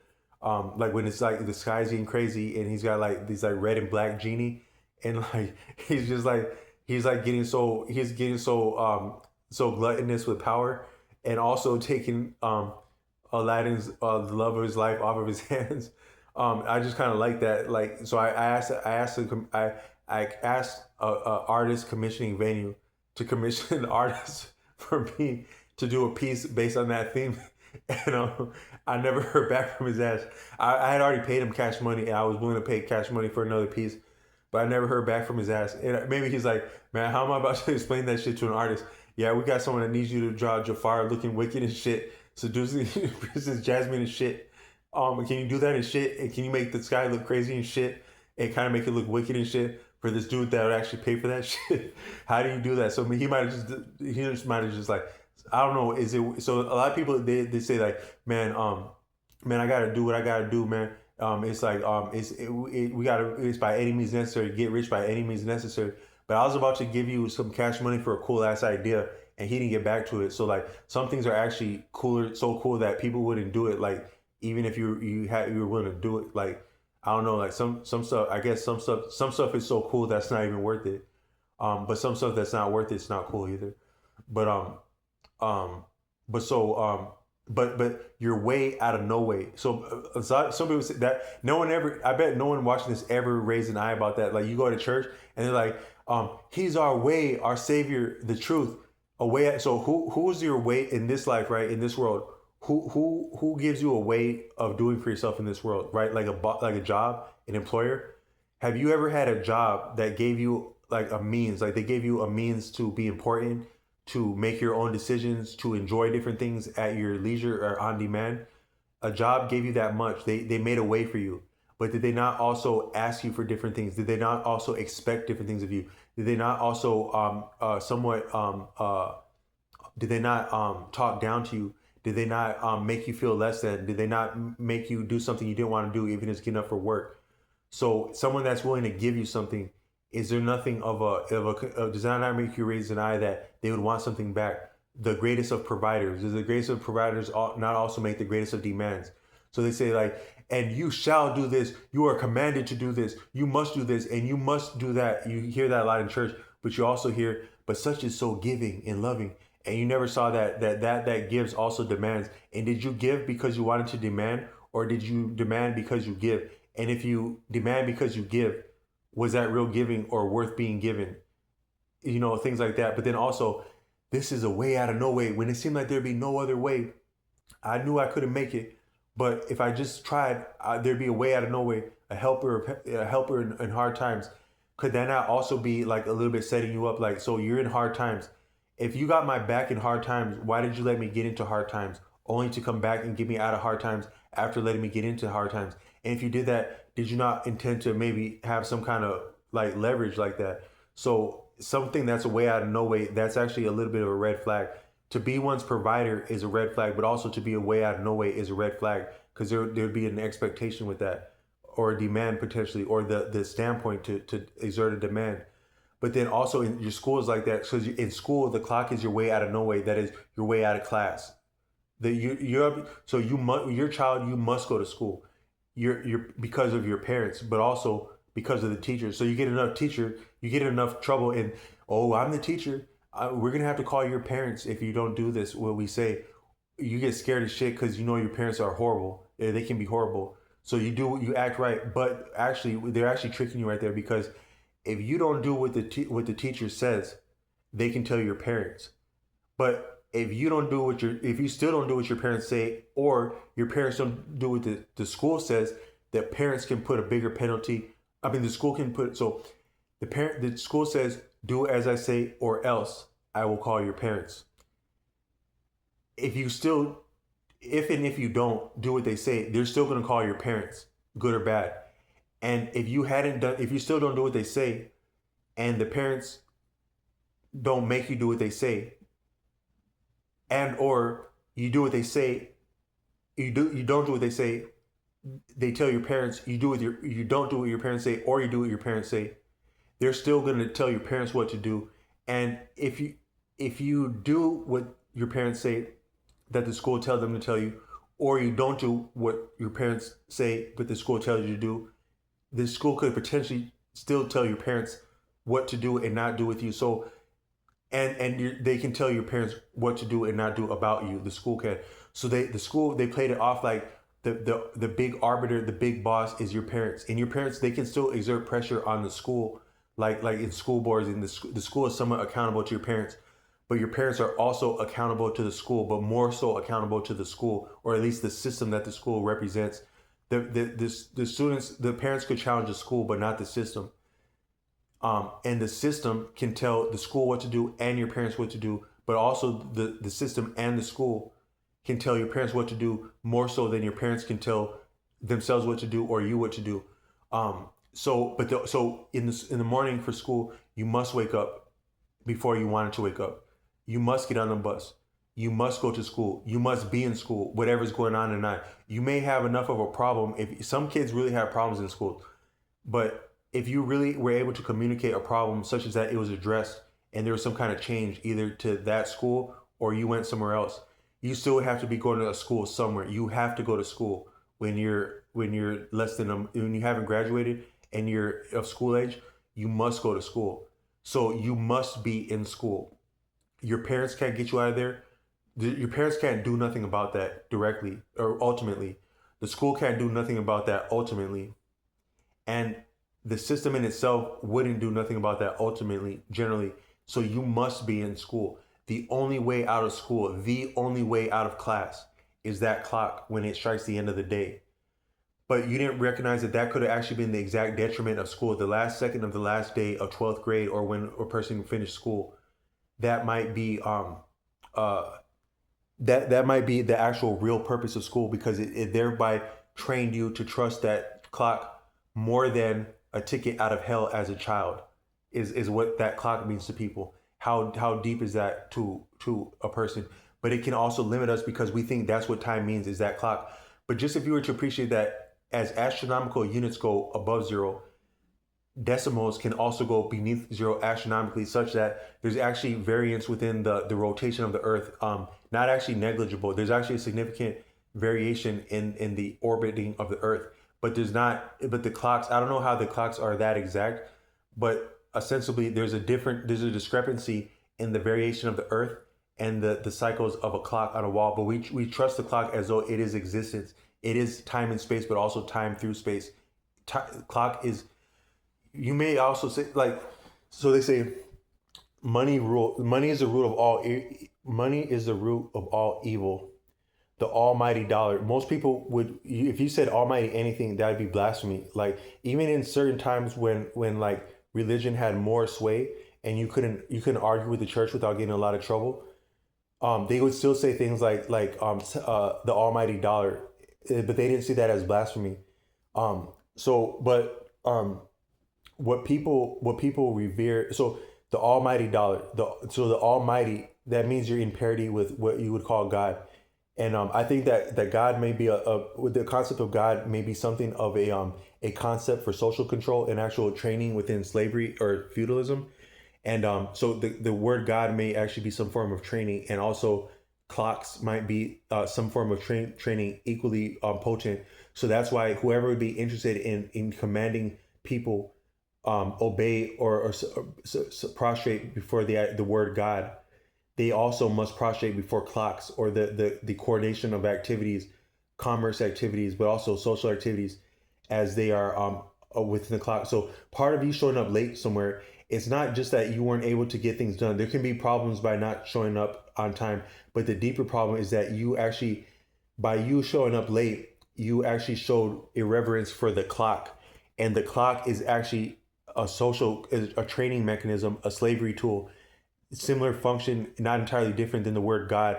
So you actually just were blasphemous. You not only were you late, but you were blasphemous for being late because you affronted the actual mechanism of social control. If people see you show up late, not only could you all not necessarily do your job well, but you all may not be as intimidated by clocks.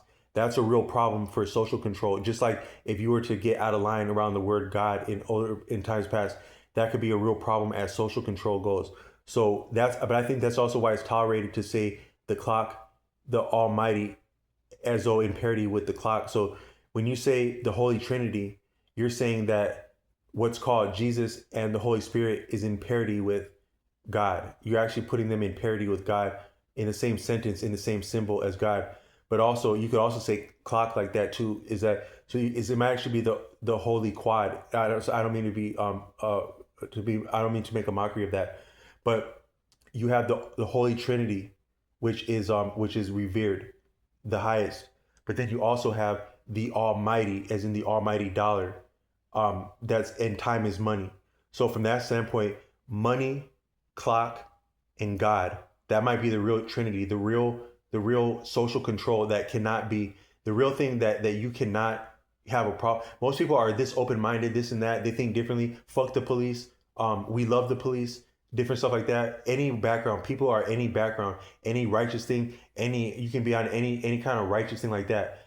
But if there's a problem about money, most people are going to put righteousness to the side, um, uh, crime to the side, politics to the side, anything to the side. Money is what's important. Nobody's messing with money. Nothing comes before money. However spiritual, some people say like woo woo, stuff like that. However woke, most people, you're gonna see what someone's really about when it comes to money. When money's on the line, you believe anything, you talked about anything, you shared ideas about this, you made love about this, but money, nobody messes with money. Not only because of how the function of money, but the concept of money is that this is the bottom. What's the bottom line? The bottom line is money, but also time is money, and the way of being productive in activity that makes money comes from timeliness, that is order and control. And then you have the word God like that, because God, what does it come down to?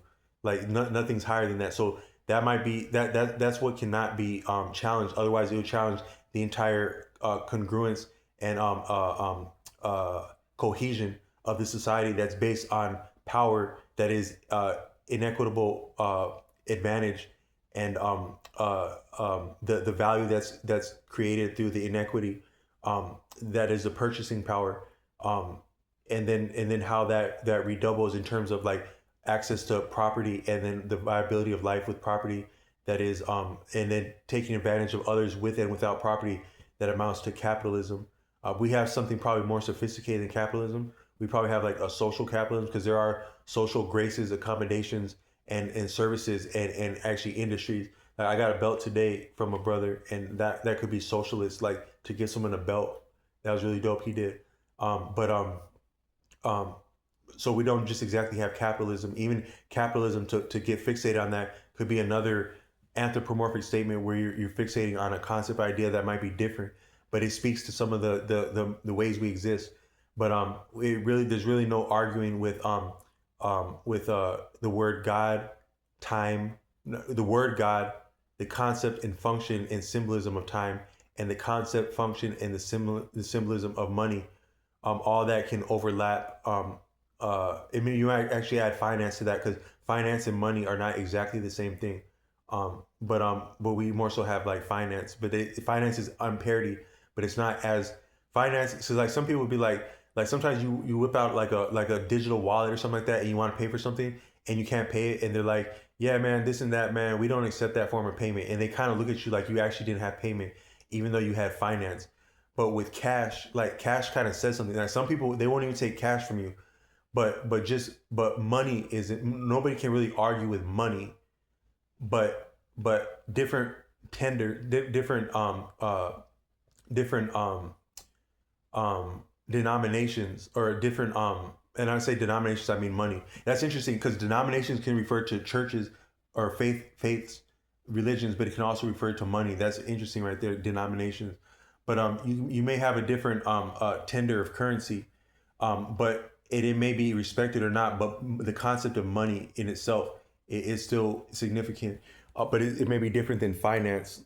But finance is up there, and it can speak to and have implications of money, but it's not the same as ultimately money, or what we appreciate or mean money.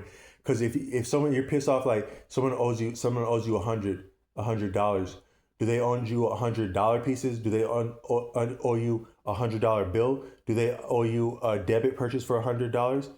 I've actually tried to pay with stuff for $100 bill, and they wouldn't accept it before. So someone owes you 100, you're more pissed off because they owe you $100. You're not necessarily pissed off that they owe you $100 bill, or $100 electrical credits of dollars. That can play into it, and that can be part of it, because they had owed you that $100 bill. But you're more so concerned that they owed you money than they owed you finance. And the type of finance is not as important as the concept that they just owe you money. And that's what I mean. But the concept of money is very is up there with the word God, and time, and they'll be interchanged as though they were on parity. Like, where if you were late enough for work, right? So you came late for work, and you're like, I'm late for work because God told me that I had an assignment today. I saw, you didn't tell them that you saw someone, that you saved someone's life that day. You actually saved someone's life on the way to work. Um, but you came late to work, and you said, I'm late today because God had something for me to do today. At that point, um, the clock time is more important than your understanding of the word God. Even that you invoke the word God, because they say God is His word. So if you're able to invoke God's word, that is the name of God. Even the name God is technically God's word. Um, you invoke the name of God. You had enough confidence to do that, and you could potentially be held to account if you appreciate what that word means, and what experiences have been attended that word. But that's not more important than time, as they're appreciating it. Now, it may be more important, and their profession may not be viable without the grace that comes from reverence for the word God in different ways. But in that moment, time is more important than God, because time represents productivity. Um, Also, that you were late, it speaks to money, because you may have cost the company or other people money, and they also have people that they have to care for. Or you could say the purposes of your job would have been more important than the person you saved. Relatively speaking, you could argue from whatever angle, and even you saving someone may not be appropriate for you to show up late for work, even in the eyes of what you're calling God. So time and money can be more important to other people, and potentially God, than even God and the name of God, um, depending on the circumstance. So that's I just wanted to point that out. But so time can be both a reality, that is a reality, and or it can be a congruence. There can be a congruency in what's called time, and efficiency and productivity, in understanding, that can come with that, and anticipation, and in embracing for things. But then also there can be like a concept, and the concept of time has a function, like in keeping people in check, training people, somewhat limiting people, um, and actually giving a metric of like, yeah, we're in a free, all free, one nation, indivisible, and under God, and that under the clock. Um, is what it feels like in modern reality, like as professional work settings go. But then but then it can also, so time can be a congruence, cyclical activity that can be appreciated, calculated, and has meaning. It can also be a means of control, like social control, and a means of like a tool of feudalism, training, industrialism, digitalism, training, a social training tool, just the concept of it, but also some of the dynamics of the congruence of it. Then also it can be a delusion where it veers off from any of that, and it's not actually congruent with what we would refer to as reality, such as to create a problem for people or different limitations. But within all that, the best way, the most accurate way to appreciate what time is, it might be a automobile, because in an automobile, when you're in the vehicle, it looks like the road is moving. When you're standing on the road, it looks like a car is moving. When you're standing on the road and in a car, it looks like the wheel is moving. But if you had a camera that was on the wheel, the wheel itself doesn't actually move. From the position of the wheel, the fixed axle, both the car and the ground move, but the wheel itself doesn't actually move. There's something of a transcendence between, there's something of a forgiving between the car, the wheel, the frame of the wheel, and the earth, because all those are actually stationary from a certain vantage point, but there's actually a little bit of giving between that. They overlap exactly, like maybe wherever the axle, but even the axle, so the axle moves, but the axle itself is actually fixed. Then so actually all that moves in a car, even as the pistons go, the pistons are actually still that the piston itself, it changes position, but the piston itself is actually fixed. So the actual real motion may mean nothing of the actual body, skeleton, frame of the car, or even the earth that it moves upon. You could actually say that that's actually true all the way down to the chemical level, because so you have a car, right? So nothing in the car moves, not even the fuel, because it changes position, but it doesn't actually change in essence, because the ground is fixed, the wheel is fixed, the rims are fixed, the axle is fixed, the frame of the car is fixed, the bearings are fixed. They're interchangeable, but they're fixed. Now the oil of the bearings is fluid, and the fuel is fluid.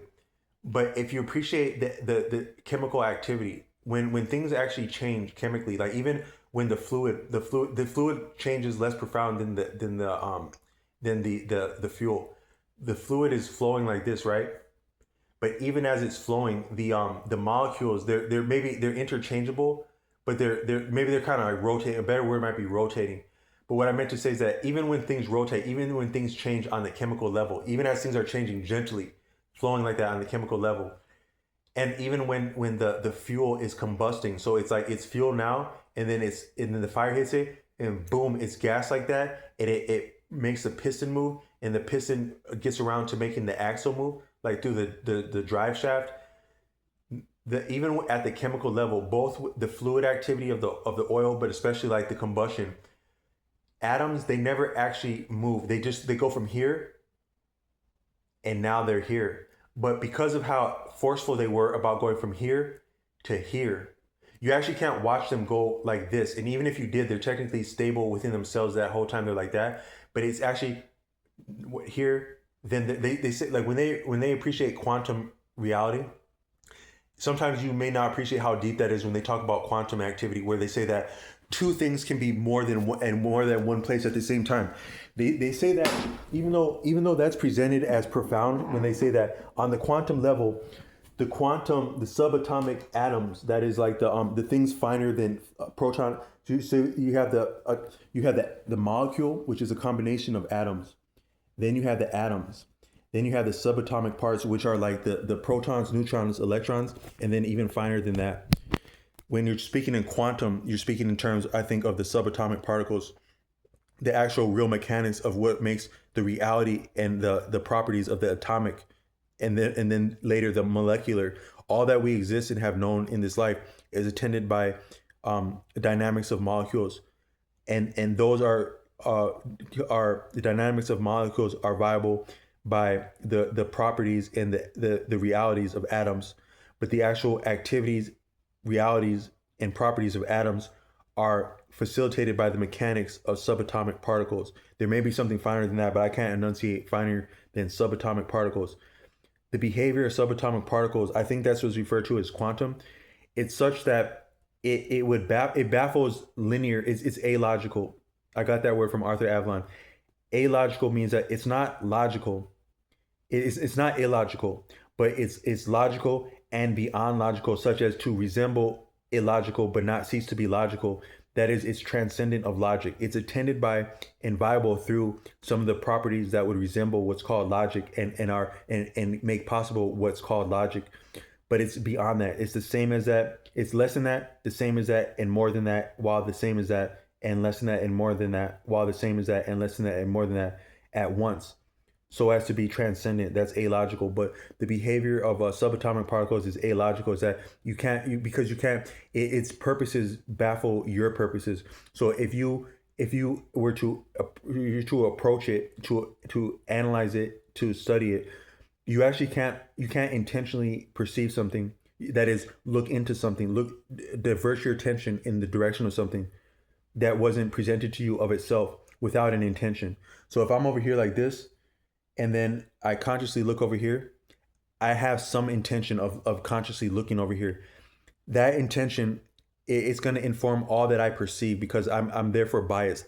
Such as you have an intention, you are biased by your intention because you would like something to be one way, or you understand something because you are looking at something because you had an intention to look at it. So from that means you can't approach the purposes of something that would be subatomic. And also, it would baffle you that something that could be subatomic could have a purpose, could have a purpose in itself, or a will to enjoy something, that is, to experience something at all different than you. And you would say that you're more real, or you would have more of a purpose because you're an organic person. But all that's possible that makes you an organic person is attendant of the dynamics of molecules, atoms, and subatomic particles. So for all that you're calling yourself of intentional intent, of having intention, interest, learning, understanding, sentience, is possible because of the dynamics of subatomic particles in the first place. And those subatomic particles that make you viable, they're not limited to one type or amount of some, because some of how I'm able to talk like this coherently is because of water that I've drunk, food that I've ate, the water that drunk, the food that ate. There's so many different things that combine both organically and, for lack of a better word, inorganically, that would make me you're more so of an aggregate of different beings like that you've consumed, different sources of like water, minerals. You're an aggregate of different or tissue, that is, you plant, and you're an aggregate of plant tissue, animal tissue, and maybe water and minerals and vitamins is what makes you. But what makes you and what you are is not limited to any specific combination of those, and they're interchangeable. So you're more so of like a flowing aggregate of different plant material, animal material, and or mineral and vitamin material that makes you. Some dynamic, profound combination that mechanics, but that gives you the sensation of an appearance of being you. But that's possible in the first place because of the activity at the quantum level, the subatomic level, and that you have any interest, intentions, cohesion, personality, liking, disliking, is not different than or possible without the actual subatomic particles. And they're not limited to so what makes you is not limited to a specific range of the plant material, animal material, and or mineral and vitamin material, such as that it doesn't start or stop with any one particular combination or aggregate of subatomic material that makes you. So you could say that just because something is limited to a very fine subatomic reality, it doesn't make that less of conscience or sentience than you as a broader, more organized, or more or less organized, broader organism that is like you're a combination of many organisms is what makes you. How many organisms have you not consumed your whole life? But also That's an aggregate of even more molecules, even more atoms, even more subatomic phenomena. So these subatomic phenomena may be as conscious as us, if not more, and are also the standpoint of us being conscious, such that when people approach them with a bent, a scientific bent that's likely not independent of financial interest, that is the outcomes for happiness and health of other human beings, which are also subatomic particles, it can the scientists can frustrate themselves by attempting to frustrate by first understanding then manipulating the activity of subatomic particles, such that when you introduce attention to something, when you pay attention to a process, it changes that process. That's actually a deeper phenomenon than even science, as science is presented as limited to physical reality, objective reality, because when you get into things like attention upon phenomenon, about a manifestation, when you're speaking in terms of attention vis-a-vis juxtaposed and maybe interposed with manifestation, that's actually along the lines of like you're speaking of magic at that point. The way that your attention affects things, even when if you look at a beautiful person and you get turned on by that, that's technically magic, because you're having a physical response. Your body, yourself, are responding to your attention. Your attention is actually affecting your entire body significantly, and you have a little bit of choice and sentience within that. But actually, for something to be immaterial, like a thought, you have a thought and that changes your body. That's actually a little bit of magic, because some people would say, wait, you can control people with your thoughts, you can control things with your thoughts. Well, yeah, because I just got a boner with my thought, so I can control matter with my thought. That's still actually magic if you think about it. And the best way to appreciate magic is not to interfere with it. It's just to respect it and embrace it and enjoy it, but not to interfere with it, or that is manipulated. So these sciences are trying to manipulate life, which is magic, by understanding the subatomic particles. But it's such that with the subatomic particles is that the scientists can't understand how something can be in two places at once, because that's illogical. According to your logic, which is part of your purposes, is that one thing has to go from here to here. It can't be here and here at the same time. But actually, that's what happens in the chemical reactions, because it's here and now it's here. But that it was here and now it's here. It's also taking this here with it. That is the piston. But from that standpoint, at that level, at the subatomic level, nothing ever actually moved. It just was here and there. So the car didn't move. It was here. Then so the the fuel didn't move. It combusted and it was here and now it's here and at the same time. And because it's actually here at the same time, because it's here and there at the same time, that's what forces the sensation. That's the beginning of what would be movement.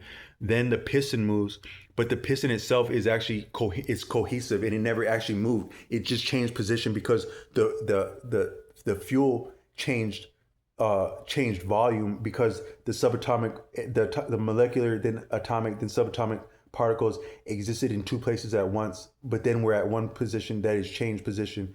But no single thing actually moved. It just changed position. The fuel included, the oil in the car, because that'd be more generic, like just molecules rotating, but it's still existing that same way, is that it's here, then it's here. Then the piston didn't change position, never changed. It changed position, but it didn't move. The drivetrain, the axle, it changed position, but it didn't move because the axle's coherent. The ball bearings, the wheel, it changed position, but it didn't move.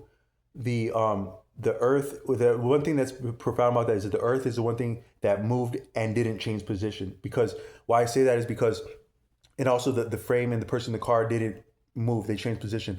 But the earth, it actually did move, because for every action, there's an equal and opposite reaction. So if you move upon the earth, technically something had to move in the opposite direction. You didn't see it, but your energy dissipated into the earth, and from that standpoint, the earth moved, or it gained energy. So that's actually profound, that energy, it gained, they say like kinetic and potential energy.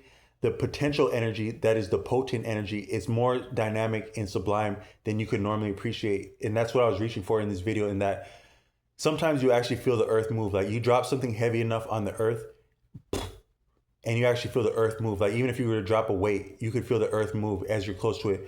But actually, even if you were to drop a feather on the earth the earth technically moved to the same degree, relatively speaking, as with something heavy, because just the property of how much the earth will move for this amount of force, that rate of change of the earth, it's still the same between the feather and like a weight, but there's just more of weight with the weight, so it'd be more. But actually, relatively speaking, the earth moved as much with the feather landing on it.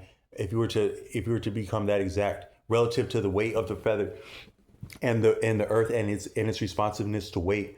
But for all that we do, the earth is actually moving at the same time for all that we do, and in that many directions at the same time, and in no direction at the same time, and gaining kinetic energy, or gaining potential energy, and giving back kinetic energy, and also getting kinetic energy and moving a little bit kinetically.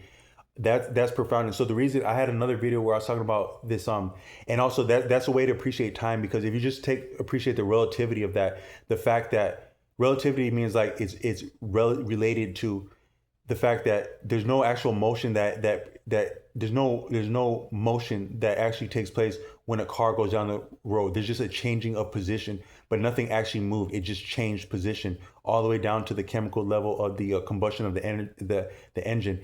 If you just appreciate that, the road looks like it's moving when you're in the car. The car and you in the car look like you're moving when you're on the road. The tires of the car look like they're moving when you're on the road and in the car. But when you're on the tire of the road, or the tire itself never actually moves. It just changed position like that, but it's exactly fixed like that.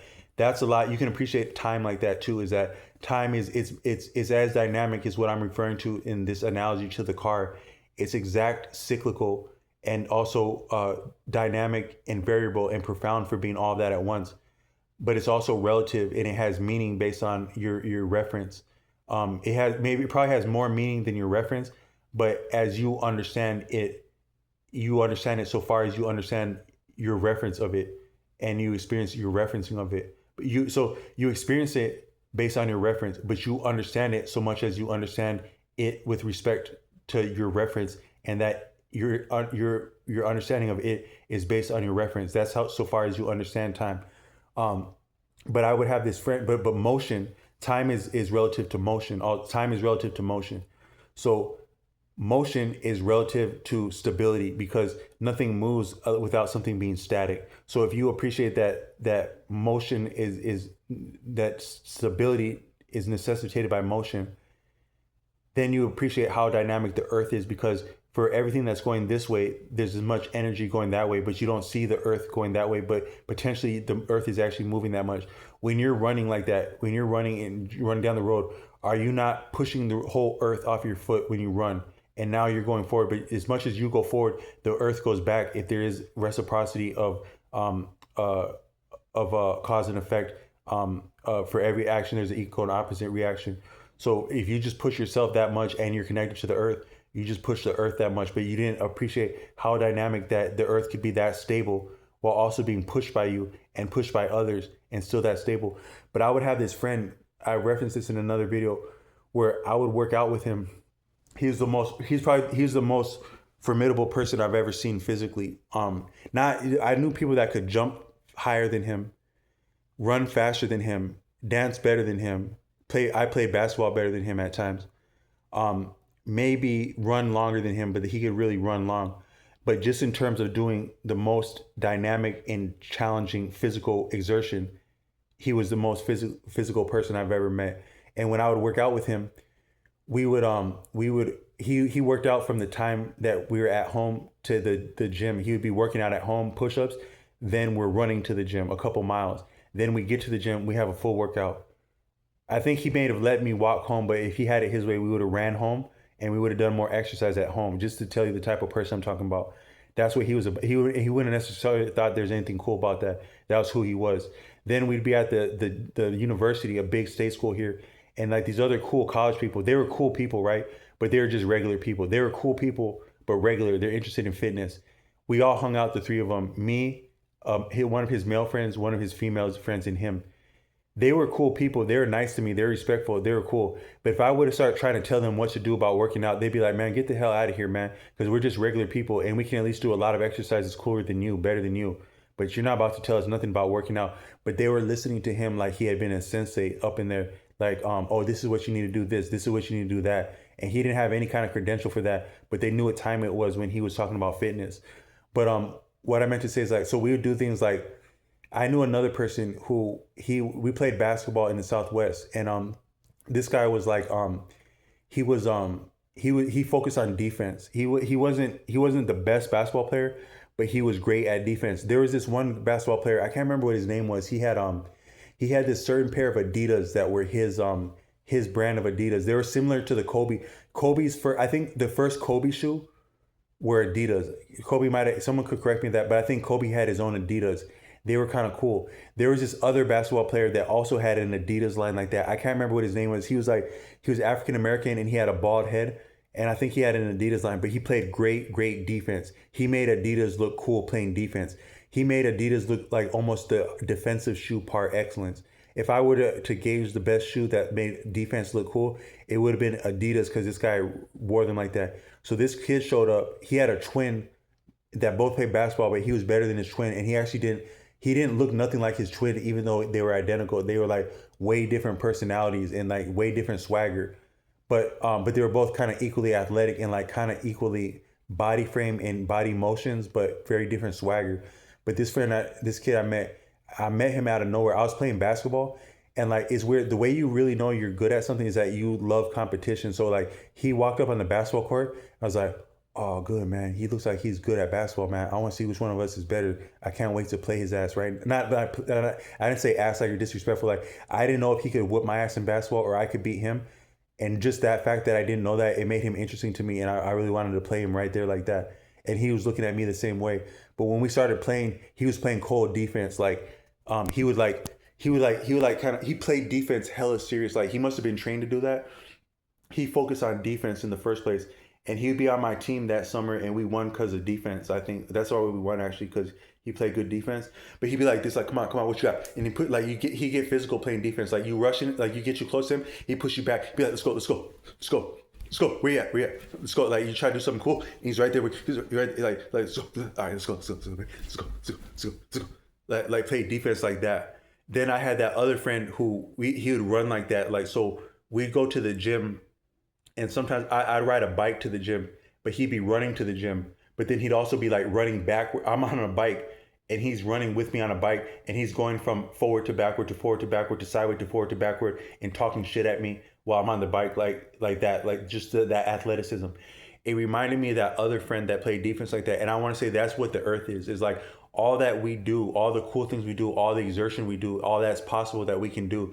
That's how dope the earth is, that you don't see it playing defense with you, pushing you back like that, making it possible for you that, oh, you want to go this way? All right, then push back. You got this much for me? I got that much for you. You got me? I got that for you. You going up here? Okay, you chilling now?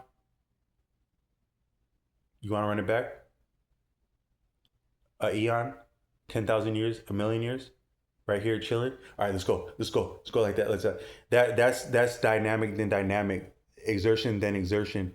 Stability stability that makes motion possible. And I just want to say that that's what my understanding of the earth is with that analogy, is that it's actually existing way more dynamic and profound than we are, that we can appreciate anything that moves on top of it, just based on the fact that for every action there's an equal and opposite reaction.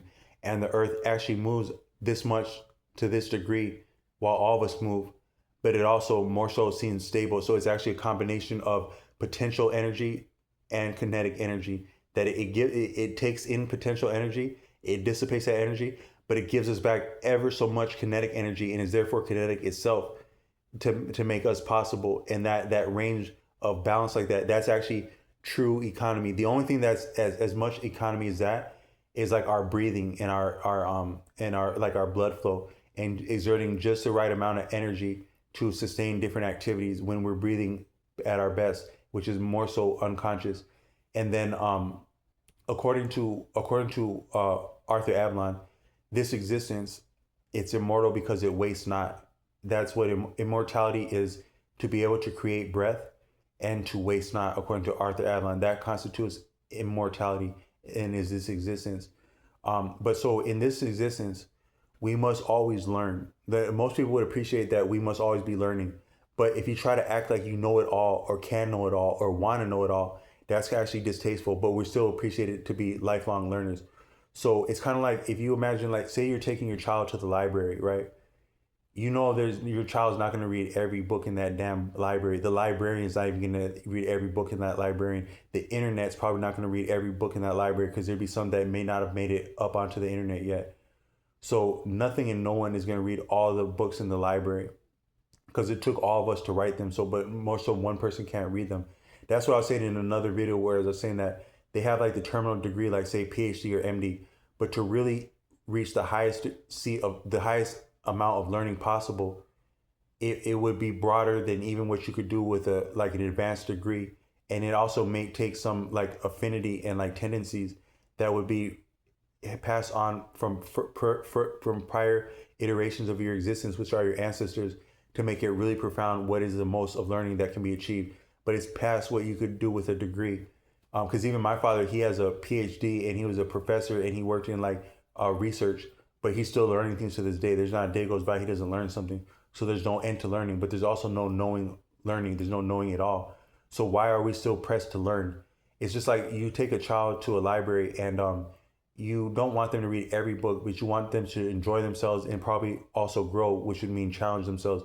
So any book that would be interesting to them is as good as any book that would be interesting to them because they're now reading, learning, being challenged, growing. That is, so they're being enriched by being in a library, but they're not expected to know all the books there, and it would be a little bit of redundancy and almost a waste of time to try to know all the books in there. But what's interesting to you, and that so that, what I meant to say is that this life is for learning. We're tasked with learning because we're this reality. This reality must be efficient to exist. That is, it must have discipline. That is, it must always be becoming better. So we as it and within it, and also making it viable, but us making it viable, us being made viable by it, but us somewhat making it viable to a less degree. We we must be disciplined, efficient to abide. That is, we must improve. That is, we must learn.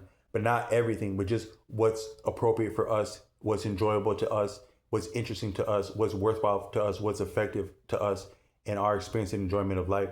So I just wanted to put that as food for thought, is that we're always learning, but the purpose of learning is not to know everything. It's to challenge yourself and become excellent by improving, and therefore make this existence excellent. But it doesn't have to be any more or less than just what's interesting to you at a given phase in your life and how that serves you in the future or leads you to other things. So I hope this can be of value. Peace.